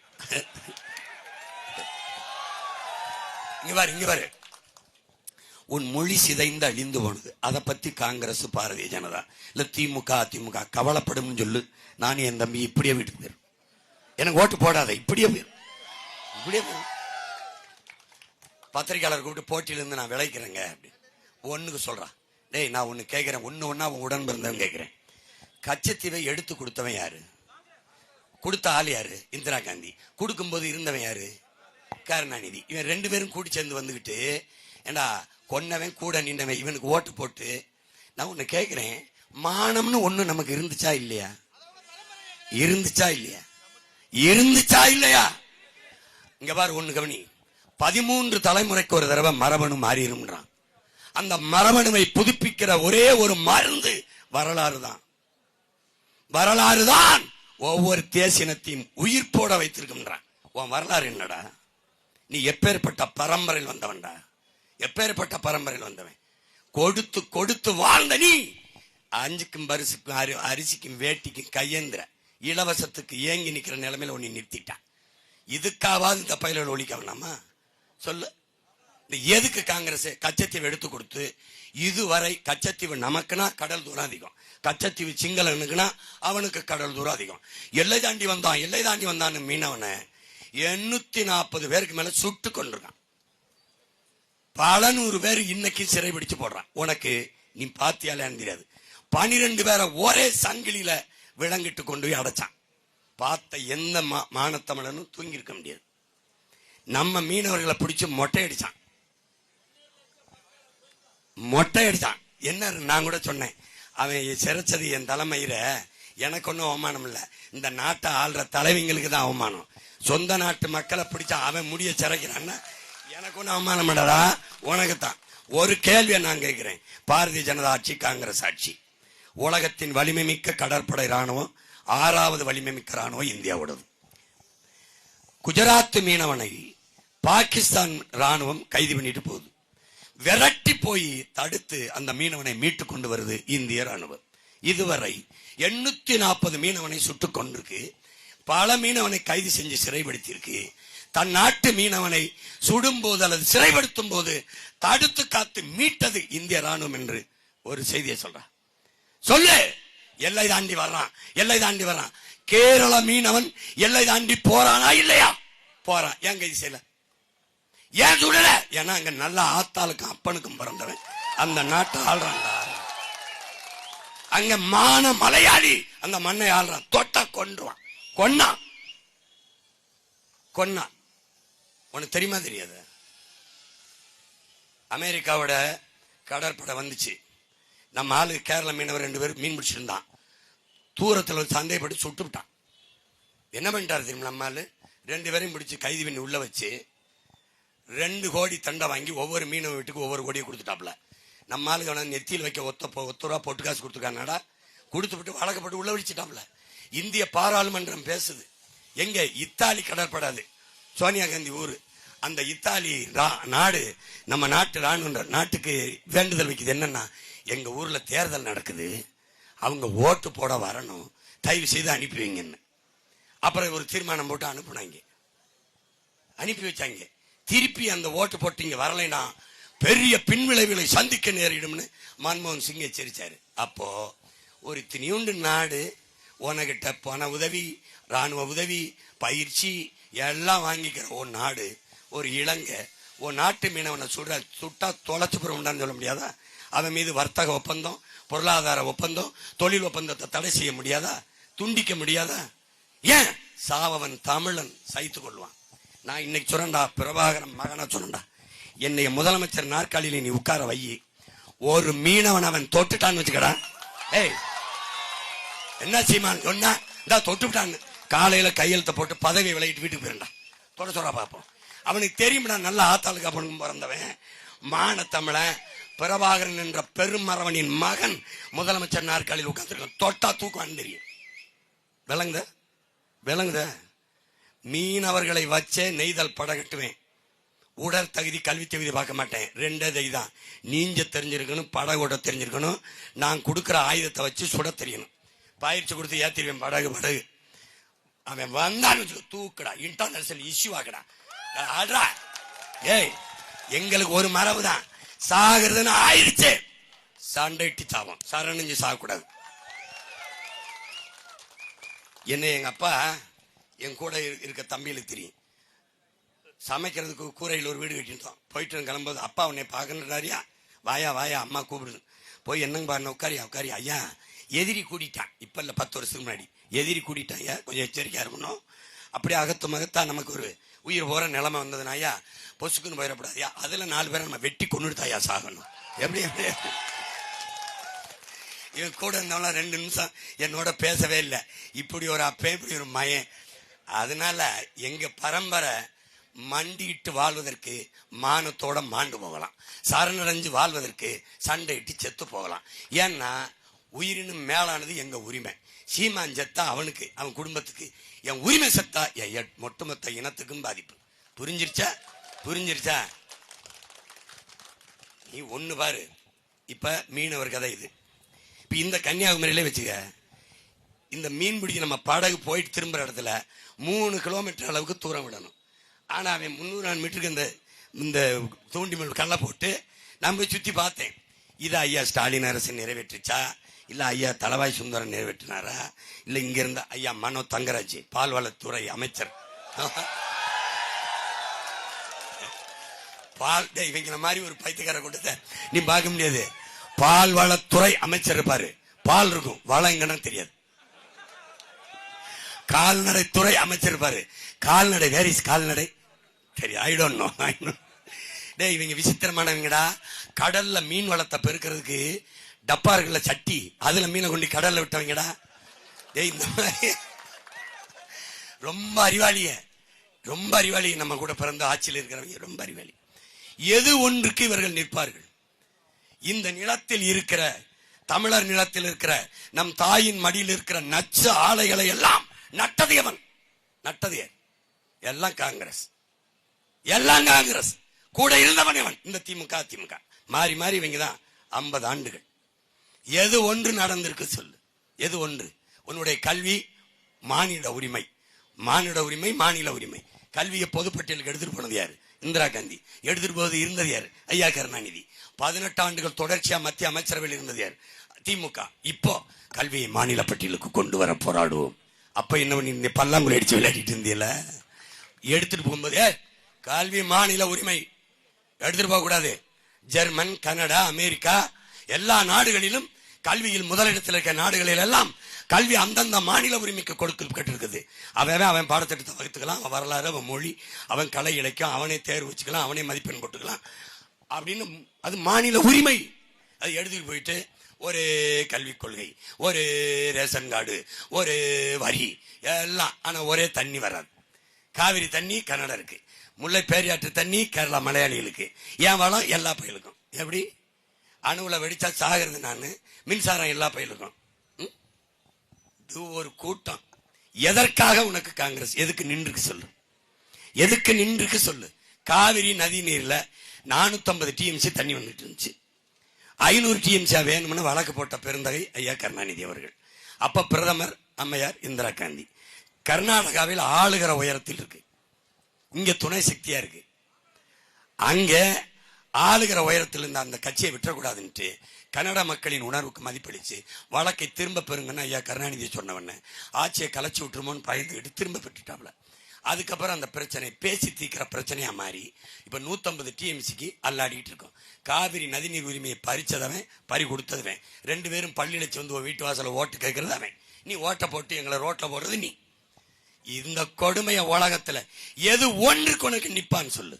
ஒரு சொட்டு தண்ணீர் தமிழ்நாட்டுக்கு தமிழர்களுக்கு கொடுக்க முடியாது. டே, அங்க இருக்கிற ஒரு கன்னடன் சொன்னா மன்னிக்கலாம்டா. மதிப்பு மிக்க அந்த நாட்டின் மாநிலத்தின் முதலமைச்சர் சீதாராமையாவும் துணை முதலமைச்சர் சிவகுமார்னு சொல்றாங்க. மதிப்பு மிக்க தலைவர்கள் சொல்றாங்க தமிழர்களுக்கு ஒரு சொட்டு தண்ணி தர முடியாது. அந்த காங்கிரஸ் கட்சியின் வெற்றிக்கு போய் வேலை செஞ்ச ஆள் தெரியுமா? தமிழ்நாட்டின் திமுக கட்சி தலைவர் இல்லை உடன் பிறந்தவனே தமிழ்நாட்டின் முதலமைச்சர் ஐயா ஸ்டாலின். முதலமைச்சராகவே போய் காங்கிரஸுக்கு ஓட்டு போடுங்கன்னு 1,25,00,000 மக்கள் நம்ம இருக்கோம் தமிழர்கள். அந்த வாக்கை அவர்களுக்கு செலுத்த சொல்லி வேண்டிட்டு வந்தவர் இவர். அவன் பதவிக்கு வந்தா தண்ணி தரமாட்டான் தெரியும், மேகதாதுல அணையை கட்டுவான் தெரியும். அப்புறம் நீ ஓட்டு கேட்ட எப்படி? இப்ப நீ என்ன முடிவு எடுத்துக்கணும்? ஒரு சொட்டு தண்ணி தர முடியாது. அப்போ உனக்கு ஒரு சீட்டும் கிடையாது, கூட்டும் கிடையாது, வெளியே போ. நீ நல்ல நல்ல தலைவன் தான் சொல்லிருக்க. இப்போ அவன் செய்யல, இந்த தலைவர்கள் செய்யல, திமுக செய்யல, ஐயா ஸ்டாலின் செய்யல. மானங்கட்டு மறுபடியும் காங்கிரஸ் வீதிக்கு வருது. நீ என்ன செய்யணும்? மான தமிழச்சி மாறுல பால் குடிச்சு வளர்ந்த பிள்ளையா இருந்தா ஒரு சொட்டு தண்ணி நீ தரமாட்ட, ஒரு ஓட்டு உனக்கு கிடையாதுடா. இந்த நிலையை நீ உருவாக்குனாதான் அவன் இவனுக்கு என்ன பிரச்சனைன்னு கேட்க வருவான். நீ மானங்கட்டு ஓட்ட போட்டுக்கிட்டே இருந்தீங்கன்னா அவன் எதை உனக்கு கவனிப்பான்? அவனுக்கு தண்ணி கொடுக்கலான்னு போட்டுருவான், அவனுக்கு கச்சத்தீவை திருப்பி எடுக்கலான்னு போட்டுருவான், அவனுக்கு என்ன செஞ்சாலும் போட்டுருவான். ஏன் தமிழை மானங்கட்டவன் முடிவு எடுக்கிறான்? எதுக்கு நீ போடுற? எதுக்கு போடுற சொல்லு. நீ பேசுறது ராகுலுக்கு புரியுமா? இல்ல சோனியா காந்திக்கு இல்ல பிரியங்கா காந்திக்கு ஏதாவது புரியுமா? ஏன்னா ஒரு கோட்பாடு தானடா. டேய், தகப்பன் என்பவன் பெத்தவனா இருக்கணும், தலைவன் என்பவன் தன் ரத்தவனா இருக்கணும். என் மொழி புரியாதவன் எனக்கு இறைவனா இருக்க முடியாது, என் வழி உணராதவன் எனக்கு தலைவனா இருக்க முடியாது, என் இன வரலாறு தெரியாதவன் என் இனத்தை வழிநடத்தி செல்ல முடியாது. இதான்டா தத்துவம், இதான் தத்துவம். வைத்தியர் ஒரு இனமடா, உலகத்தில் மூத்த இனமடா. 26,000 மக்கள் தொகை கொண்ட அந்த இனமெல்லாம் விடுதலை பெற்று பெருமையோட வாழுதுரா. ஒரு இனம் என்றைக்கிடா முழுமையான விடுதலை அடையும்? அது என்றைக்கு தனக்கென்று ஒரு நாடு அடைகிறதோ அன்றுதான் அது முழுமையான விடுதலை அடையும்.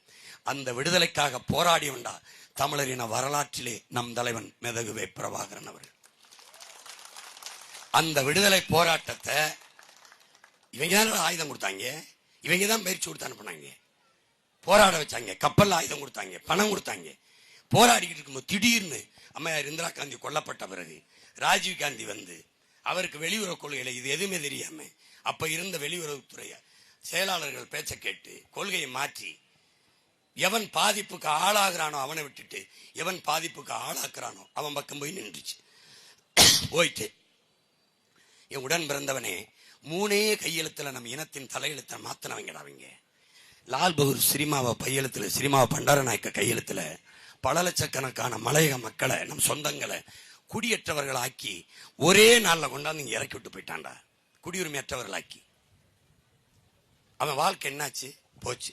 அடுத்தது இந்திரா காந்தி அதே லால் பகதூர் சினிமாவை பண்டாரநாயக்க தலைமையில நடந்த கையெழுத்துல நம்ம கச்சத்தீவை எடுத்து கொடுத்து மொத்தமா நம்ம மீனவ சொந்தங்களில் வாழ்வாதாரத்தை முடிச்சவங்கடா. அடுத்து ராஜீவ் ஜெயவர்தனி ஒப்பந்தத்துல ஒரு தேசியனத்தின் விடுதலை கனவை தீ வச்சு கொளுத்துனங்கடாவீங்க. இவங்க போய் நின்று சொல்லிட்டு இருக்க, சிங்களம் கூட நம்ம பெண்களை அவ்வளவு கற்பழிச்சு கொண்டதில்லடா, நம்மளை அவ்வளவு அழிச்சதில்லை.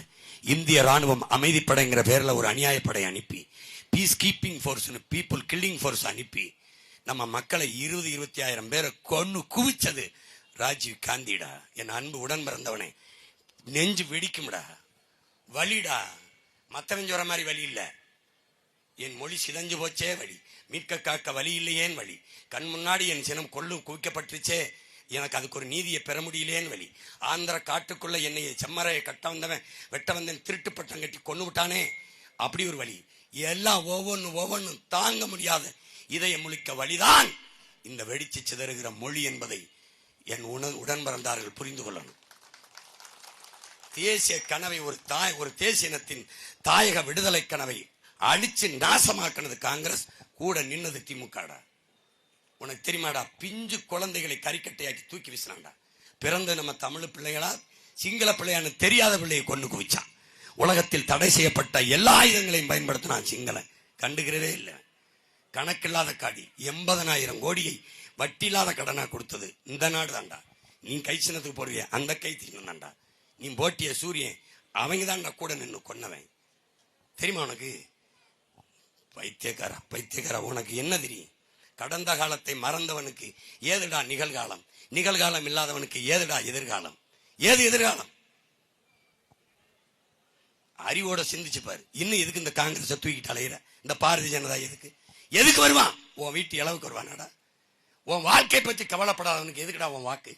இந்த நாட்டை பற்றி கவலைப்படாதவனுக்கு எதுக்கு நீ ஓட்ட போடுற? எதுக்கு போடுற? எதுக்கு வருவான்னு சொல்லு. எதுக்கு வருவான்? எதுக்கு வருவான்? எதுக்கு வருவான்? மேற்கு தொடர்ச்சி மலை எங்க தொடங்குது? கேரளால. எங்க முடியுது? ஒரிசா கிட்ட. ஏண்டா அவன் மலையை தொடாம நம்ம மலையை அறுத்துட்டு போறானே, அது மலையா நம்ம பூமி தாயின் மார்பா முளையான்னு அறிவு சமூகம் சிந்திக்க வேணாமாடா? சிந்திக்க வேணுமா? தாயின் மார்ல ஊற்றுற பால் எனக்கும் உனக்கும். பூமி தாயின் மலை மார்பில் இருந்து வர்ற பால் உலக உயிர்களின் தாய்ப்பால் என்பதை அறியாத கல்வி, கற்பிக்காத கல்வி உனக்கு எதுக்கு? என்ன நீ படிச்ச? மழை இல்லாத நிலம் பாலைவனம். மழை இல்லை என்றால் மழை பொழிவை பெற முடியாது. புரியாதா? ஒரு நாட்டின் எதிர்காலம் அந்த நாட்டின் வகுப்பறையில் தீர்மானிக்கப்படுது. ஒரு நாட்டின் நலன் அந்த நாட்டின் ஒவ்வொரு வீட்டின் சமையல் அறையில் தீர்மானிக்கப்படுது. அந்த நாட்டின் வளம் அந்த நாட்டின் நிலத்தின் வளத்தை பொறுத்து. அந்த நாட்டின் நிலத்தின் வளம் அந்த நாடு பெறுகிற நீரின் வளத்தை பொறுத்து. அந்த நாடு பெறுகிற நீரின் வளம் அந்த நாடு பெறுகிற மழையின் வளத்தை பொறுத்து. அந்த நாடு பெறுகிற மழையின் வளம் அந்த நாடு பெற்றிருக்கிற மலைகளின் வளத்தை பொறுத்து. புரியுதா? மலை இல்லைன்னா என்ன ஆகும்னு? பல லட்சக்கணக்கான உயிர்களின் உறைவிடமடா மலை. ஆதியில் அங்குதானடா நீ வாழ்ந்த. குன்றில் வாழ்ந்ததால் குன்றவர்கள், இன் உச்சரிப்பு குன்றி குன்றி குறவர் என்று அழைக்கப்பட்டோம். அந்த கூட்டத்தின் தலைவன் தானடா நம்முடைய முருகன். என்னடா நீ நினைக்கிற? என்னடா கவனிக்கிற? எதுக்கு உனக்கு என்ன பிரச்சனை? குன்றிருக்கும் இடமெல்லாம் குமரன் இருக்கிறாருங்கிற. வெட்டிட்டு போனா அந்த குன்று குமரன் இல்லையா? ஆயிரக்கணக்கான மலை பேருரைகளை, அருளுரைகளை, பிரசங்கங்களை செய்தார் இறைமகன் இயேசு. இந்த மலை அந்த மலை இல்லையா? நபிகள் நாயகம் மலைக்கு செல்லும் அவர்கள் ஹீராங்கிற அந்த மலை பொதுமலை தான், அந்த குகையில தான் பேரொருள் பெற்றார்கள், இறையருள். அந்த மலை இந்த மலை இல்லையா? கேரளாவில் மலை இருக்கும்போது அவ ஏன் நம்ம மலையை வெட்டணும்? பதில் சொல்லு. முல்லை பேரியாற்று அணை இருக்கு, அதுக்கு கீழே சிற்றணை இருக்கு. அந்த சிற்றணையில நீரை தேக்கி வச்சுக்கலாம். நமக்கு பல ஆண்டுகளா மரங்கள் இருக்கு, கொஞ்சம் மரங்கள் இருக்கு. அந்த மரங்களை வெட்டிட்டு தூர்வாரி கொண்டால், ஆழப்படுத்திக் கொண்டால் அதிக தண்ணியை சேமிக்கலாம். இதுக்கு இந்த மரத்தை வெட்ட அனுமதி கேட்டு தமிழ்நாடு அரசு கேரளா அரசு கிட்ட எத்தனை ஆண்டுகள் முறையிட்டு இருக்குன்னு யாராவது சொல்லுங்க? 45 ஆண்டுகள். அவன் வெட்ட அனுமதிக்கல. கடைசியா இப்ப பினராயி விஜயன் கொடுத்துட்டாரு. வெட்டலாம் போது உச்சநீதிமன்றத்தில் தடையை போட்டு ஒருத்தன் வழக்க போட்டு பதில் மனு கேரளா அரசு தாக்கல் பண்ணுது, வெட்ட முடியாதுன்னு. மரத்தை வெட்டக்கூடாதுதான், ஆனா வெட்டிட்டால் நட்டு வச்சு வளர்த்திடலாம். மரத்தை வெட்டினால் நட்டு வைத்து வளர்க்கக்கூடிய மரத்தையே வெட்டக்கூடாது என்று தடுக்கிற கேரளா, வெட்டினால் வளர்க்க முடியாது, அதை உருவாக்க முடியாது என் மலையை வெட்டி எடுத்துக்கிட்டு போறான். இதை அனுமதிக்குதுறாகும் அரசு, திமுக அரசு, அதிமுக அரசு. கூட நின்று ஒரு வார்த்தை பேசுறாடா காங்கிரஸ், பாஜக. என்னத்துக்கு நீ போடுற? எதுக்கு போடுற? அவன் நம்ம வளர்த்த பூரா எடுத்துட்டு போயிட்டு அதே லாரியில குப்பையை கொண்டாந்து போட்டான். மருத்துவ கழிவு, காய்கறி கழிவு, பிளாஸ்டிக் குப்பையை. இங்க இருக்கிற போலீஸுக்கு, செக் போஸ்டுக்கு தெரியாம கொண்டு வரானாடா? தெரியாம கொண்டு வரானா? சொல்லு. இது வலைக்கொள்ள காடு, அவனுக்கு அவன் பார்வையில் நம்ம குப்பமேடு. நீ சகித்துக்கிற சாரா உன் தொழுகையில, உன் ஜபத்துல, உன் வழிபாட்டுல, உன் அழுகையால இல்ல அமெரிக்க அதிபர் ட்ரம்ப் கையெழுத்து அதை எங்களை மலையை உயர்த்து காட்டு. உன்னால உருவாக்க முடியாத ஒன்றை உனக்கு அளிக்கிற உரிமை எவன் கொடுத்தான்?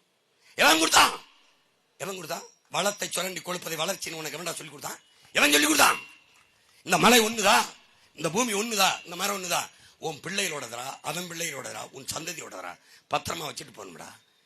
அவனுக்கு ரோடு போட, அவனுக்கு வீடு கட்ட, அவனுக்கு துறைமுகம் கட்ட ஓ மலை. ஏன் அவன் மலையா இருக்கல? உனக்கு தெரியாது. மதுரையில் ஒரு வழக்கு ராத்திரிக்கு போட்டு காட்டுறேன் பாரு. அந்த நீதிபதி என்ன இவரு வழக்கு போட்டவன் யார் தெரியுமா? இந்த ஊர்ல இருக்கிற ஒரு மலையாளி. வழக்கை, இந்த பிரச்சனைக்கு யார் தெரியுமா காரணம்? நாங்க தான். நாம் தமிழர் கட்சிக்காரங்க தான் எங்களை மாவட்ட ஆட்சியர் தடை போடுகிறார். அதை நீங்க கேரளாவில் மனுவில் பாருங்க, கேரளாவில் மலையை வெட்டுவதற்கு தடை இருப்பதால், இந்த வார்த்தையை எல்லாரும் நீங்க கொஞ்சம் தடை இருப்பதால் அங்கே அரசு மற்றும் தனியார் கட்டுமானங்கள் பாதிக்கப்படுவதால், மலை மணல் இல்லாமல் பாதிக்கப்படுவதால் தமிழ்நாட்டிலிருந்து வெட்டி எடுத்து செல்வதற்கு மாண்புமிக்க நீதிமன்றம் எங்களுக்கு அனுமதி தரணும். இதாண்டா வழக்கு. இந்த நீதிபதி என்ன கேட்டிருக்கணும்? இல்ல அரசு தரப்பு வழக்கறிஞர் கேரளாவில் மலையை வெட்ட ஏன் தடை இருக்கணும்னு ஒருத்தனாவது கேட்டிருக்கணுமா இல்லையா? கேட்டிருக்கணும்ல, கேட்கல. அரசு தரப்பு கேட்கல, அரசாங்க வழக்கறிஞர் கேட்கல, நீதிபதி கேட்கல. 750 லாரிகளில் ஒரு நாளைக்கு பெர் டே வெட்டி கொண்டு போகலாம்னு நீதிமன்றம், மாண்புமிக்க நீதிமன்றம் நம் தாயின் மாறையருக்கு அனுமதி கொடுக்குது. அவன் மலை அப்படியே இருக்கணுமா? ஏன் மலையை வெட்டி தரமட்டமாக்கி குவாரியாக்கி அழிக்கணுமா?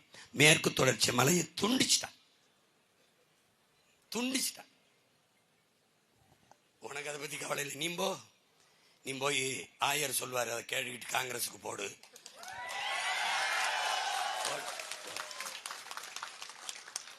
ஆனால் எழுதி வச்சுக்க, நீ நான் சத்தியத்தின் மகன், என்னைக்காவது ஒரு நாள் நீ என்னை தேடுவேன்.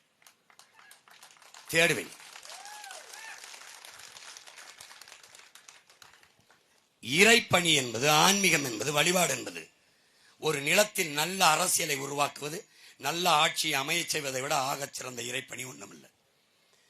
ஒரு தலைவன் இறைவனை போல இருந்து ஆட்சி செய்யணும்.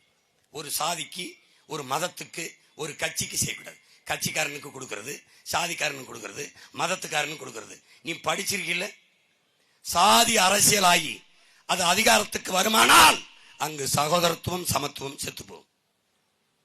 மதமே அரசியலாகி அது அதிகாரத்துக்கு வருமானால் அங்க மனிதனையும் செத்து போகும். பணம் அரசியலாகும் என்றால் அங்கே மாண்புமிக்க ஜனநாயகம் செத்து போகும், கேடுகட்ட பணநாயகம் பிறந்துவிடும். பணமே அரசியலாகும் என்றால் மக்களுக்கான சேவை செத்து போய் முதலீடு செய்கிற வேட்பாளரின் லாப தேவை வந்துவிடும்.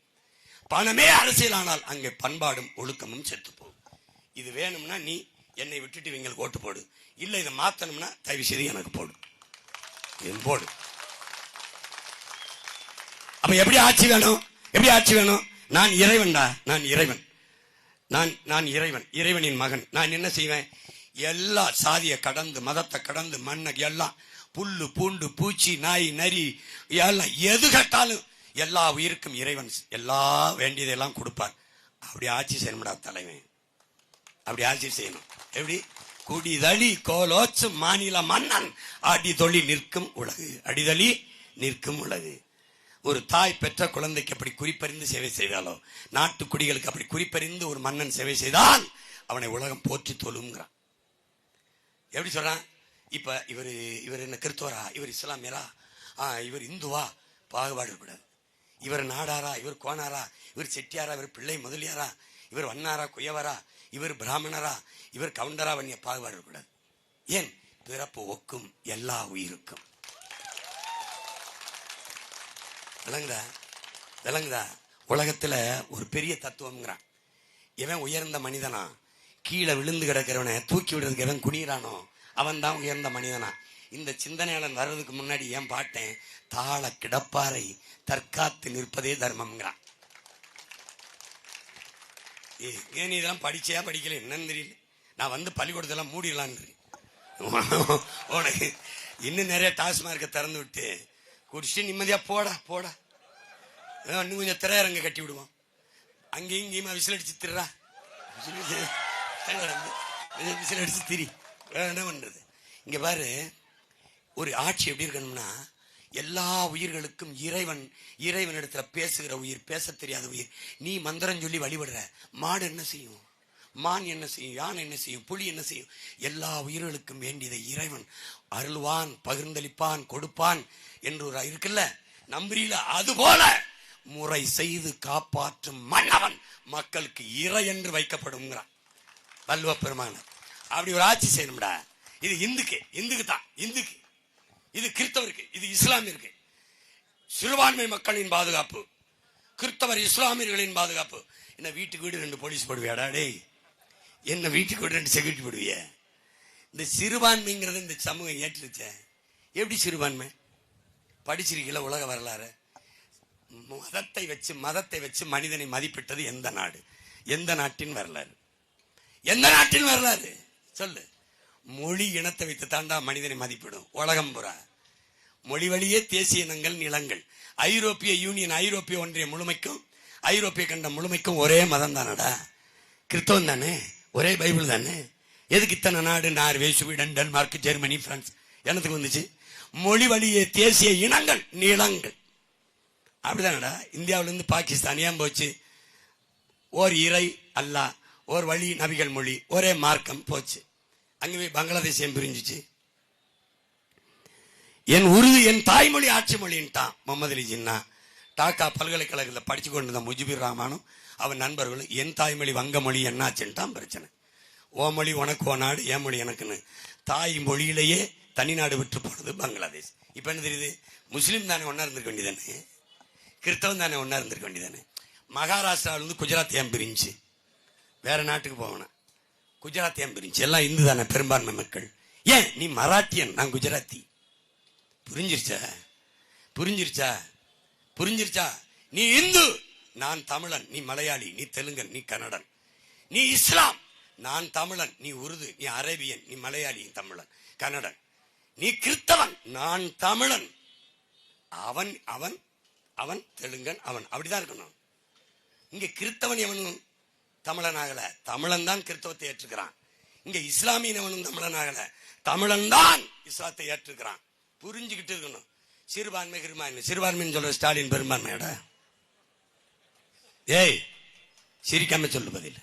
சிறுபான்மைன்னு சொன்ன எம்ஜிஆரும் ஜெயலலிதாவும் பெரும்பான்மையா? எப்படி பெரும்பான்மை? மதம், மதத்தை வச்சுதான் மனிதனை கணக்கிடுறானா? நீ மொழி சிறுபான்மை, நீ லிங்குஸ்டிக் மைனாரிட்டி. நீ பள்ளிக்கூடம் கட்டுறதுக்கு, மருத்துவமனை கட்டுறதுக்கு, கல்லூரி கட்டுறதுக்கு அனுமதி எப்படி வாங்கின? லிங்குஸ்டிக் மைனாரிட்டின்னு பெர்மிஷன் வாங்கின. நீ மொழி சிறுபான்மைன்னு சொன்ன. இங்க மொழி பெரும்பான்மை. எப்படா நீ சிறுபான்மைன்னு சொன்ன? எப்படி? டேய், நான் இன்னைக்கு இந்து மாறிக்கிருவேன் கிறிஸ்தவனா, இந்து நாளைக்கு மாறிக்கிருவேன் இஸ்லாமா, கிறிஸ்தவன் மாறிக்கிருவேன் இஸ்லாமா. மதம் மாறிக்கொள்ள முடியும், மொழியும் இனமும் மாறிக்கொள்ள முடியாதது. அதாங்க அடையாளம். இந்தியாவில் 29 மாநிலம் பிரிக்கப்பட்டிருக்கு, 8 ஒன்றிய பிரதேசம் இருக்கு. சாதி வழிய மாநிலம் பிரிக்கலையே. தெலுங்கு ரெட்டியாருக்கு ஒரு சாதி, நாடாருக்கு ஒரு மாநிலம், அப்படி பிரிக்கலையே. தேவருக்கு ஒரு, அப்படி பிரிக்கலையே. மதத்துக்கு இந்துக்கு ஒரு மாநிலம், கிறிஸ்தவருக்கு ஒரு மாநிலம், முஸ்லிமுக்கு ஒரு, பிரிக்கல. மொழி வழியே மாநிலங்கள், நிலங்கள், இனங்கள்.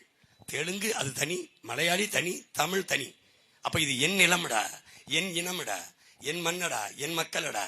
இந்த நிலத்தை வாழ்வது எல்லாருக்கும் உரிமை உண்டு, ஆள்வதற்கு தமிழனுக்கு மட்டும்தான் உரிமை இருக்கு. அவரவர் வீட்டில் அவரவர் வாழ்வதும், அவனவன் நாட்டை அவனவன் ஆள்வதும் அடிப்படை அரசியல் உரிமை, ஃபண்டமெண்டல் பொலிட்டிக்கல் ரைட்ஸ். இதை புரிஞ்சுக்கணும். போட்டு தேவையில்லாம போட்டு குழப்பிக்காத. நீ எனக்கு போட வேணாம். எப்ப போட்டு நீ ஜெயிக்க வச்சா? 10 வருஷமா முச்சம் நின்று கத்தி தான் பாக்குறேன். இந்த மாதிரி பனைமரத்துல மழை எஞ்ச மாதிரி கருத்து போயிட்டேன். என்ன பண்ண சொல்ற? அரிக்குது, கையெல்லாம் மூஞ்சி அரிக்குது, காந்தது. என்ன பண்ணுது? உன் கூட பிறந்து தொலைச்சிட்டனே, அப்புறம் கத்தித்தானே சாகணும். காதுல விழ மாட்டேங்குது. சத்தமா ஏன் பேசுற? சத்தமா பேசியே காதுல விழல, முடி கத்தியே காதுல விழல. இதுல நான் என்ன இப்படி பேசவா? என்ன நேயர்களே, இந்த தேர்தலில் நம்ம எப்பவும் போல கை சின்னத்துக்கு திமுகவுக்கு வாக்கு போடுவோம். படிச்சவன் தானே மற்றவனுக்கு, கற்றவன் தானே மற்றவனுக்கு வழிகாட்டணும். ஒரு மகத்தான மாற்றத்தை கன்னியாகுமரி தொடங்குச்சுன்னு உலகத்துக்கு காட்டுறா. என்னடா திமுக வென்றுச்சு, என்னது வந்துருச்சு? முத 60 வருஷம் ஆண்டிருக்காங்கடா. நம்ம அம்மாவுக்கு வந்து 1000 ரூபாடா உரிமை தொகை. யாரோட உரிமை? கலைஞரின் உரிமை தொகை. அவருக்கு என்ன உரிமை இருக்கு? 1000 ரூபாய் இல்ல, என்ன உரிமை தொகை? சரி கொடுத்தோல, கொடுத்த 1000 கொடுத்த. ஏன்? ஒரு நாளைக்கு 30 ரூபா வக்கு இல்லை ஆத்தாளுக்கு. 60 வருஷம் ஆண்டுடா, 1000 ரூபாய்க்கு வக்கு இல்லாம நம்ம ஆத்தாளை நீட்டி வச்சிருக்கேன். சரி கொடுத்தாங்க. ஒரு வருஷம் வர கொடுத்துட்டான்ல, 5 வருஷம் கொடுத்துட்டான்ல வச்சுக்க, ஒரு 3 வருஷம் கொடுத்துட்டாங்க.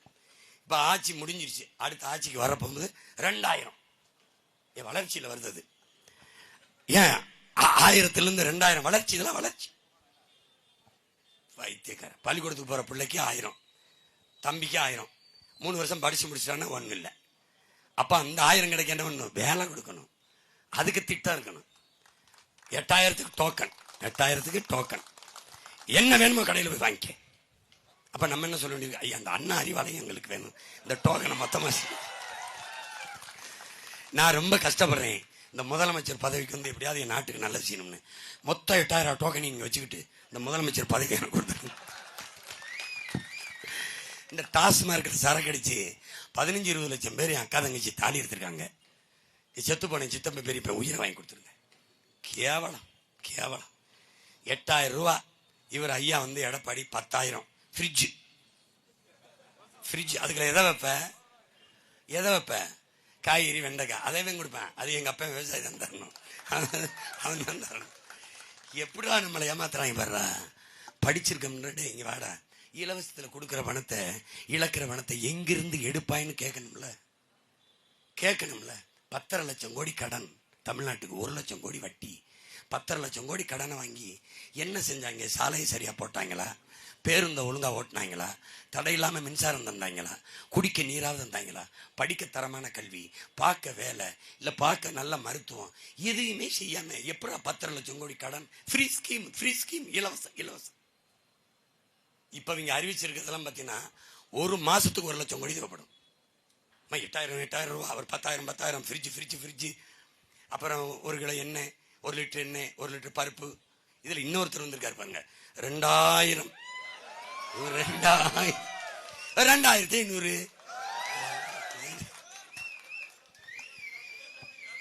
சரிதான். எங்க மானம் இப்ப ஏலத்துக்கு போயிடுச்சு. எங்களுடைய மானத்தை வச்சு ஏலம் போட்டு தெரியா நீ. ஏதோ அறிவு சமூகம் யோசிச்சு பாரு. காங்கிரஸ் பாரதிய ஜனதா இதுக்காக எனக்கு வேணும்னா என்கிட்ட சொல்லு, இல்ல அலைபேசி எண் இருக்கு வாங்கி பேசு, இல்ல ஒரு கடிதம் மாதிரி போடு. ஆனா இதுக்காக தமிழ்நாட்டுக்கு காங்கிரஸ் வேணும்னே. ஏன்னா இன்னும் கொஞ்சம் பேர் தமிழங்க இருக்காங்க, அவங்க எல்லாம் கொண்டு குவிக்கணும். அதுக்கு வேணும். இன்னும் கொஞ்சம் உரிமை இருக்கு, பறிக்கணும். ஏண்டா நீட்டுன்னு சொல்ற நீட்டு நம் பிள்ளைகளின் மருத்துவ கனவை பொசிக்க ஒரு திட்டம் கொண்டு வந்தது யாரு? காங்கிரஸ். ஜிஎஸ்டி சரக்கு மற்றும் சேவை வரியின் இந்த சுமக்க முடியாத வரியை திணிச்சவன் யார்? காங்கிரஸ். இந்த என்ஐஏங்கிற ஆள் தூக்கி சட்டத்தை கொண்டு வந்தவன் யார்? காங்கிரஸ். செயல்படுத்தினது யார்? ஐயா மோடி. அவன் பெத்து பேர் வச்சான், இவர் ஊட்டமா உணவு கொடுத்து வளர்க்கிறார். 2 பேரும் ஒண்ணுதான் தம்பி. Party change Bharatiya Janata Congress between party change, no policy change. அவங்க கொடியில வண்ணம் மாறும், கொள்கையில என்ன மாறாது. ஒரே பொருளாதார கொள்கை, ஒரே கல்விக் கொள்கை, ஒரே வெளியுறவு கொள்கை, ஒரே பாதுகாப்பு கொள்கை, ஒரே தொழில் கொள்கை ஒன்றுதான். என்ன பொருளாதார கொள்கை? தனியார் மயம், தாராள மயம், உலக மயம், 2 ஒன்றுதான். இவன் மசூதியை இடிப்பான், அவன் இடிக்க அனுமதிப்பான். அவன் மசூதி கோயில் கட்ட அடிக்கல் நாட்டுவான், இவன் கங்க்ராச்சுலேஷன் சொல்லுவான். 2 பேருக்கு என்ன வித்தியாசம் கண்ட? இல்ல காங்கிரஸ் திமுக வந்தாதான் கிறிஸ்தவர்களுக்கு பாதுகாப்பா இருக்கும். அப்ப இறைமகன் இயேசுவை பாதுகாக்க மாட்டாப்ல. சும்மா ஒப்புக்கு போய் செவிச்சுக்கிட்டு இருக்க நீ. ஆண்டவர்கிட்ட பாவத்தை ஒப்பு கொடுத்தா மன்னிச்சிருவாரு. அதனாலதான்டா நீங்க திருப்பி இந்த திமுக காங்கிரஸ் ஓட்டு போட்டீங்க. நீ என்ன பாவம் செஞ்சாலும் இறைமகன் இயேசு கர்த்தர் உன்னை மன்னிப்பாரு. ஆனா அந்த காங்கிரஸ் பிஜேபிக்கு ஓட்டு போடுற பாரு, மன்னிக்கணும். ஸ்ட்ரைட்டான அரகண்டா.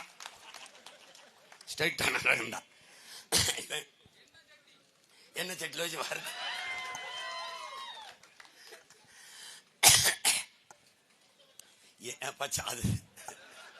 அது நம்ம ஊர்ல தான் மேல இருக்காது. என்னத்தை சொல்லி அநீதிக்கு எதிரான புரட்சி தீயை பற்ற வைக்கவே நான் வந்தேங்கிறார். அது எரிந்து கொண்டு இருக்க வேண்டும் எப்போதும் என்று நான் விரும்புகிறேங்கிறார் இறைமகன் இயேசு. அவர் பத்த வச்ச தீயத்தான் 10 ஆண்டுகளா தூக்கிட்டு உன் மகன் கொளுத்தி எடுத்துக்கிட்டு வாரேன். நீ எனக்கு ஒண்ணும் செய்யலான்னு பரவாயில்ல, தண்ணி ஊத்தி அணைச்சிட்டு போயிட்டு இருக்க.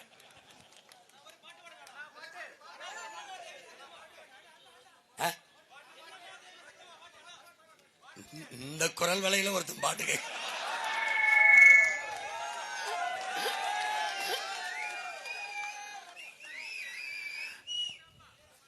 தந்தையார் செய்த தச்சு தொழிலையே தமையனும் செய்தாரே.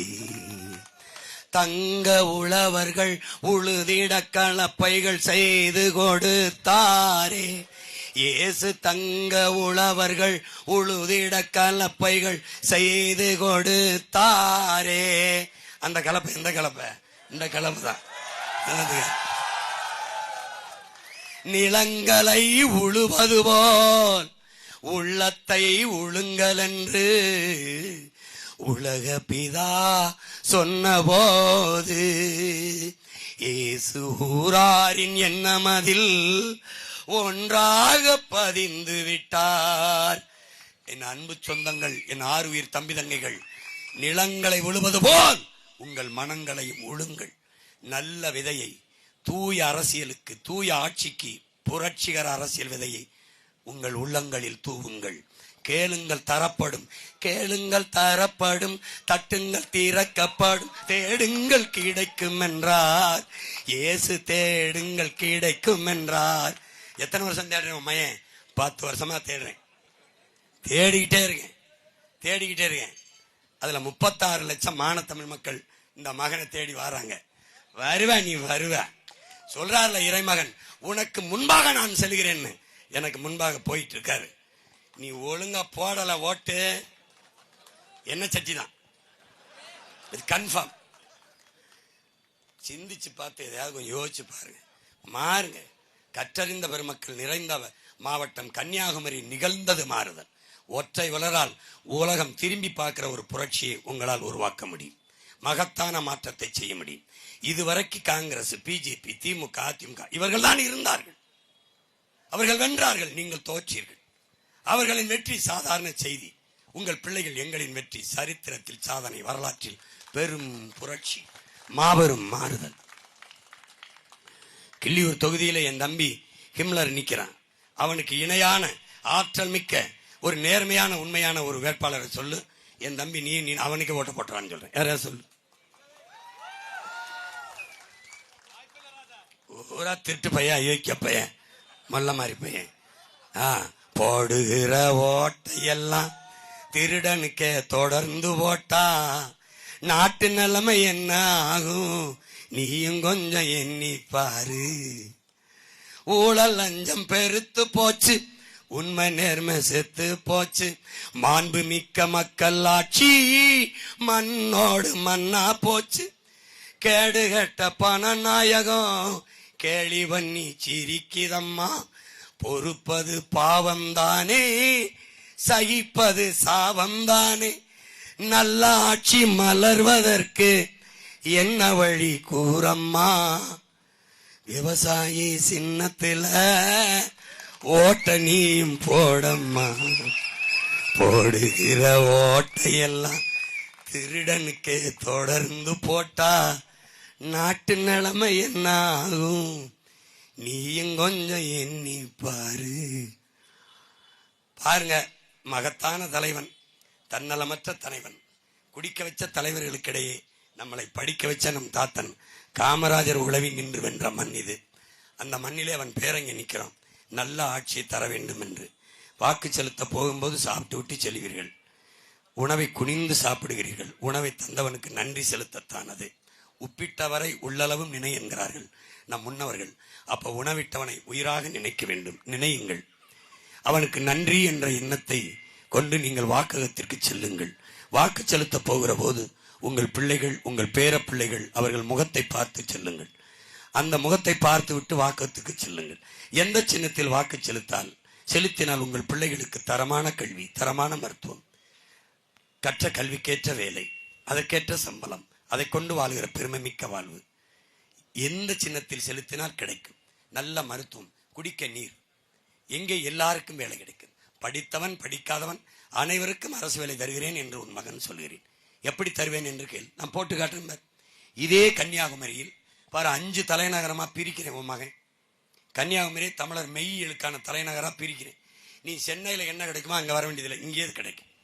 நீங்க இருந்து சென்னைக்கு வர ஒரு நாள், திரும்ப ஒரு நாள், 2 நாள் வேணாம். கன்னியாகுமரி தலைநகர், 5வது தலைநகர். மதுரை, கோயம்புத்தூர், திருச்சி, சென்னை, 5 தலைநகரம். 5 தலைநகரா பிரிக்கிறான். சிரிச்சான். ஐயா ஸ்டாலின் வந்து தலையை தூக்கிட்டு 5 நகரங்களை உருவாக்குறேன் கொடுத்திருக்காரு தேர்தல் அறிக்கையில். நம்மளுடைய திட்டம், என் உடன் பிறந்தவனே, ஒரு வெள்ளத்தை இப்படி வச்சோம்னா எல்லா இடங்களும் இருக்க இரும்பு இங்க வந்து குவியும். இதை 5ஆ நொறுக்கி வச்சோம்னா அங்கங்கே இருந்துரும். அது போல நம்ம 5 தலைநகரங்களா பிரிக்கிறோம். இங்க மக்களின் வாழ்விடத்திலேயே அரசு பணியை கொடுத்துறோம். தென்னை மரம் அதிகமா இருக்கு கன்னியாகுமரியில, தென்னை சார்ந்த தொழிற்சாலை. அன்னாசி பழம் வருது, அது சார்ந்த தொழிற்சாலை. மீன் பிடிக்கிறோம், மீன் சார்ந்த தொழிற்சாலை. புரியுதுன்னு நினைக்கிறேன். அங்கங்கே மக்களின் வாழ்விடத்திலேயே அரசு பணியை கொடுத்து படித்தவன் படிக்காதவன் அனைவருக்கும் அரசு பணியை கொடுத்துறோம். சொன்னா செய்வேன் உன் மகன். நீ நினைக்கிற அந்தந்த இடத்துல பாலில் சந்தை இருக்கு, கழுதப்பாலில் பெரிய பொருளாதாரம் இருக்கு, எரும மாட்டில் பொருளாதாரம் இருக்கு, ஆட்டில் பொருளாதாரம் இருக்கு, நாட்டுக்கொடியில் பொருளாதாரம் இருக்கு, கத்தாழையில் பொருளாதாரம் இருக்கு. நல்லா கொஞ்சம் சனப்பை புல்லுல பொருளாதாரம் இருக்கு, எற்களஞ்செடியில பொருளாதாரம் இருக்கு. அதையெல்லாம் அண்ணன் போட்டு போட்டு காட்டுறேன். நீ பார், உலக நாடுகள் எல்லாம் எப்படி இதை வைத்துக் கொண்டு பொருளாதாரத்தில் மேம்படுது என்று பார்த்து விட்டு நீ வாக்கை செலுத்து. ஏப்ரல் 23 செலுத்துகிற வாக்கில் தான் இந்த நாடு மக்களும் அவர்கள் எப்படி வாழ்வது என்று தீர்மானிக்கப்பட இருக்கிறது. விவசாய சின்னத்திலே ஒரே அழுத்தி இந்த தீ ஆட்சி முறைக்கு தீ வச்சு கொளுத்தி முடித்து விடு என்று உன் அன்பு மகன் வேண்டுகிறேன். விவசாய சின்னத்திற்கு வாக்களிப்போம், வருங்கால தலைமுறைக்கு வாழ்வளிப்போம் என்கிற உறுதியை ஏற்போம். கிள்ளியூர் தொகுதியிலே போட்டியிடுகிற உயிருக்கினிய இளவல் என் ஆறுயிர் தம்பி ஹிம்லர் அவர்களுக்கு நீங்கள் விவசாய சின்னத்திலே வாக்கு செலுத்தி என் தம்பியை வெற்றி பெற செய்ய வேண்டாம், நீங்கள் வெற்றி பெறுங்கள். நீங்கள் வெற்றி பெறுங்கள். உதயசூரியனுக்கு போட்டி, ரெட்டலைக்கு போட்டி, கைக்கு போட்ட, தாமரைக்கு போட்டேன், அவர்கள் வென்றார்கள், நீங்கள் தோற்று போனீர்கள். முதல் முறையாக உங்க பிள்ளை என் தம்பி ஹிம்லருக்கு போட்டு நீங்கள் வெற்றி அடையுங்கள். உங்களுக்கான அதிகாரத்தை நிறுவுங்கள். உங்களிடமிருந்து உங்களுக்காக வந்த பிள்ளைகள் நாங்கள் பாருங்கள். 10 வருடத்துக்கு முன்னாடி அங்கே நின்றவர்கள் இன்று இங்கே நின்று உங்களுக்காக கத்துக்கிறோம். நாங்கள் இல்லை என்றால் இன்னொருத்தங்க வந்து கத்துற நிலைமைக்கு வைக்காம எல்லாத்தையும் மாத்திர நிலைமைக்கு எங்களை உயர்த்திருங்க. உயர்த்தி கொண்டுதான் இருக்கிறீர்கள். இல்லை என்றால் உங்கள் மகன் ஒரு பின்புலம் இல்ல, மந்திரி மகனோ அமைச்சர் மகனோ முதலமைச்சர் மகனோ இல்ல, சாதாரண ஒரு மகன். இனம் செத்து போச்சு, என்ன செய்யறது தெரியல. லட்சக்கணக்கான பிணங்கள் கடையில பிரசவிக்கப்பட்டோம். கண்ணீரிலும் ரத்தத்திலும் கருக்கொண்டோம். ஒப்பாரியின் ஓலத்திலும் கதறலிலும் அதையே தாலாட்ட கேட்டு வளர்ந்தோம். என்ன செய்யறது தெரியல. இவங்களை நம்பி பயனில்லைன்னு நாங்களே ஒரு அரசியல் படையா மாறிட்டோம். மாசித்தம் சொல்றார், மக்களுக்கென்று ஒரு படை இல்லை என்றால் மக்களுக்கென்று எதுவும் இல்லை. இன்னைக்கு என் மக்களுக்கு நாம் தமிழர் என்கிற ஒரு அரசியல் புரட்சி படை இருக்கு. எதையும் தொட பயப்படுறான். பேனா சிலை வைக்க முடியல, ஏர்போர்ட்டை கட்ட முடியல, 8 வழிச்சாலையை போட முடியல, டங்ஷன் தொழிற்சாலையை பண்ண முடியல, பயப்படுறான். ஏன்? ஒரு படை இருக்கு. அப்ப என்ன பண்ணும்? மாற்றி 2016 நான் போட்டியிடும் போது 4.5 லட்சம் வாக்கு, 4.5 லட்சம் வாக்கு வாங்கின கட்சி உலக வரலாற்றுல இந்தியாவில் உயிரோடு இருந்திருக்கா? செத்துருக்கும். திருப்பி 19 நின்ன 18 லட்சம் வாக்கு. 4 லட்சம் இருக்கு, 18 லட்சம் இருக்கு. உயர்த்துறான் என் மக்கள். தன் மகனை நம்பி தூக்குறான். திருப்பி 21 நின்ன 30 லட்சம் வாக்கு. 3வது பெரிய கட்சி திமுக. அதிமுக ஒருத்தங்கள சின்ன சின்ன பசங்க ஒன்னு முதலீடு தொண்டை தண்ணி தான். கத்தியே 10 ரூபா ஓட்டு காசு கொடுக்கல. எல்லாம் கேட்டாங்க, என்ன நீங்க ஒரு தொகுதிக்கு தேர்தல் ஆணையம் 30 லட்சம் செலவழிக்கலாம்ங்கிறது. நான் 3 லட்சம் கூட செலவழிக்கல. இப்போ அதுதான் நிலைமை. அவன் 30 கோடியும் அந்த வட்டி காசு கூட நாங்க செய்யல. அப்போ 3வது பெரிய கட்சி 24 இந்தியாவை யார் ஆள்றதுல நாங்க போட்டியில இல்ல. அது பிரதமர் வேட்பாளர்ல உன் மகன் இல்ல. 36 லட்சம் வாக்கு செலுத்தி அங்கீகாரம் பெற்ற ஒரு மாநில கட்சியா உயர்த்தினது என் மக்கள். 3வது இடத்துல வச்சிருக்க தன் மகனை முதலிடத்துக்கு கொண்டு வைக்க முடியாதா என் மக்களால? நேரம் ஆயிருமா என்ன?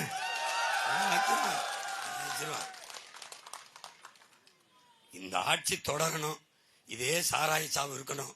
இதே மாதிரி இலவசங்கள் கொடுத்துக்கிட்டே இருக்கணும். 2 வயசு பிள்ளையே கற்பழிக்கிறான், அது 1 வயசு பிள்ளையே கற்பழிக்கணும். இப்ப 2000 கொடுக்குறான், அடுத்த 5000 கொடுக்கணும். இந்த மாதிரி எண்ணம் இருந்தால் நீங்க அவங்களுக்கே போடுங்க. இலவசம் பெற வேண்டிய நிலையில் இல்லாது, வறுமை ஏழ்மை இல்லாத வாழ்க்கை தரத்தை உயர்த்தணும்னா உங்க பிள்ளைகளை எங்களுக்கு போடுங்க. ஃப்ரீ ஸ்கீம், கட்டணம் இல்லாமல் 3 தான். உறுதியா முதல்ல கல்வியிலிருந்து தொடங்கணும். தரமான சரியான சமமான கல்வி நம் பிள்ளைகளுக்கு கட்டணம் இல்லாம, தரமான சரியான சமமான மருத்துவம் நம் சொந்தங்களுக்கு கட்டணம் இல்லாம, தூய குடிநீர் கட்டணம் இல்லாம. இது 3 தான் காசு இல்லாமல் கட்டணம் இல்லாமல் தாரமா கொடுக்கப்படும். மற்ற எல்லாம் காசு. ஓசி பஸ் வரல, ஏசி பஸ் காசு கொடுத்து போ. இலவச மின்சாரம் இல்ல, கட்டணத்தோடு மின்சாரம், தடையின்றி மின்சாரம். விளங்குதா? அன்னபூர்ணி சூப்பர் 6 கிடையாது, அன்னபூர்ணி சூப்பர் 16 கிடையாது. சிலிண்டர் தருவேன், நானே உற்பத்தி செய்து தருவேன், கன்னியாகுமரியிலே உற்பத்தி செய்வேன். மாட்டு பண்ணையை வளர்த்து மாட்டு சாணத்திலிருந்து நானே எடுத்து உனக்கு வீடு வீடுக்கு தருவேன், குறைச்ச விலைக்கு தாரு. அந்த நிர்வாக செலவு, அங்கே வேலை செய்கிற பிள்ளைகளுக்கு சம்பள செலவை எடுத்துக்கிட்டு உனக்கு தாரு. இல்லைன்னா நான் சும்மா கொடுத்தேன்னு வச்சுக்க, நீ அடுப்பு அணைச்சிட்டு வெளியில் போவியா? சும்மாவது எறிட்டுன்பேன். மின்சாரத்தை இலவசமாக தாரேன், டிவி அணைச்சிட்டு வெளியில் போவியா? லைட் அணைச்சிட்டு கதவை முடிவியா? சும்மா தானேம்பேன். போராடி பெறாத எந்த பொருளுக்கும் மதிப்பு இருக்காது என் உடன் பிறந்தவனே.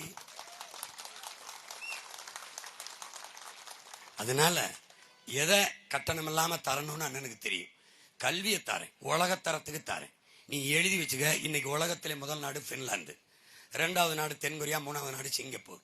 ஒரு 10 வருஷம் கழிச்சு பின்லாந்துலையும் சிங்கப்பூர்லையும் தென்கொரியாலும் பேசுவான், உலகத்துல கல்வியின் தரம் என்பது தமிழ்நாட்டு கல்வி தரம்னு பேசுவான். பேச வைப்பேன்,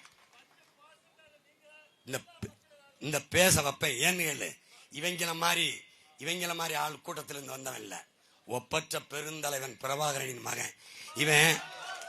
இவன் பெண்ணிய உரிமை, பெண்களுக்கு சம உரிமை சொல்லிக்கிட்டே தான் இருப்பான். பிரபாகரன் மகன் தான் செஞ்சுக்கிட்டே இருப்பான். இந்த மாதிரி தன் உடலில் பாதியை கொடுத்து பெண்ணுக்கு சரிபாதி கொடுத்தவன் என் ஆதி சிவன். அதுக்கு பிறகு என் தலைவன் அவன் மகன், அதற்கு பிறகு இந்த நிலத்தில் அவன் மகன் சீமான். 117 பெண்கள், 117 ஆண்கள். சிவன் கொடுத்தான், இப்போது உன் மகன் சீமான் கொடுக்கிறான். இதில் எவன் கொடுக்கிறான்? எவன் கொடுப்பான்? பிச்சைக்கரப்பில். இவங்களை ஒழிச்சு விடு. ஆமீன். ஒரே ஒரு ஓட்டை போட்டு விடு. நீ நேரடியா ஆண்டவர்கிட்ட பேசு, ஆயர்கிட்ட பேசாத. நான் சொல்றத கேளு, அண்ணன் சொல்றத கேளு. உனக்கு முன்னவன் உன் காயத்தை தாங்கி நிற்கிற மகன், எல்லா சுமையும் நான் தூக்கி நிற்கிறேன். இறை மகன் இயேசு சிலுவையை சுமந்தார். ஏன்? ஒரு நொடி செல்லக்குட்டி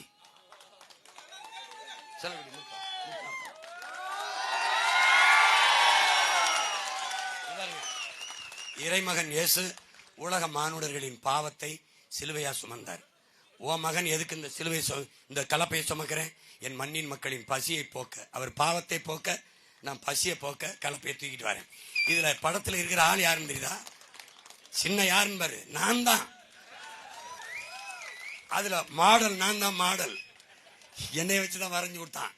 அவன் தேர்தல் ஆணையத்துக்கு நான் தான் தெரியாம ஓகேன்ட்டான். இப்பதான் ஆமா அவன் தான். அதனால என் அன்பு சொந்தங்கள், என் அருமை இளவல்கள், இந்த நாட்டின் எதிர்காலத்தை புரட்சிகரமான சமூகமாக மாற்றி படைக்க நிற்கிற என்னிலும் இளைய என் தம்பி தங்கைகள், இறையச்சத்தோடு இருங்கள், தொழுங்கள், செவியுங்கள், வணங்குங்கள். ஆனால் ஒவ்வொரு நாளும் எது சரியோ அதை செய்யுங்கள். எல்லாத்திலையும் நல்லதைத்தான் தேர்வு செய்வீர்கள். என் தம்பிக்கு பொண்ணு பார்த்தா நல்ல பொண்ணு பார்ப்போம், என் மகளுக்கு மாப்பிள்ளை பார்த்தா நல்ல மாப்பிள்ளை பார்ப்போம்.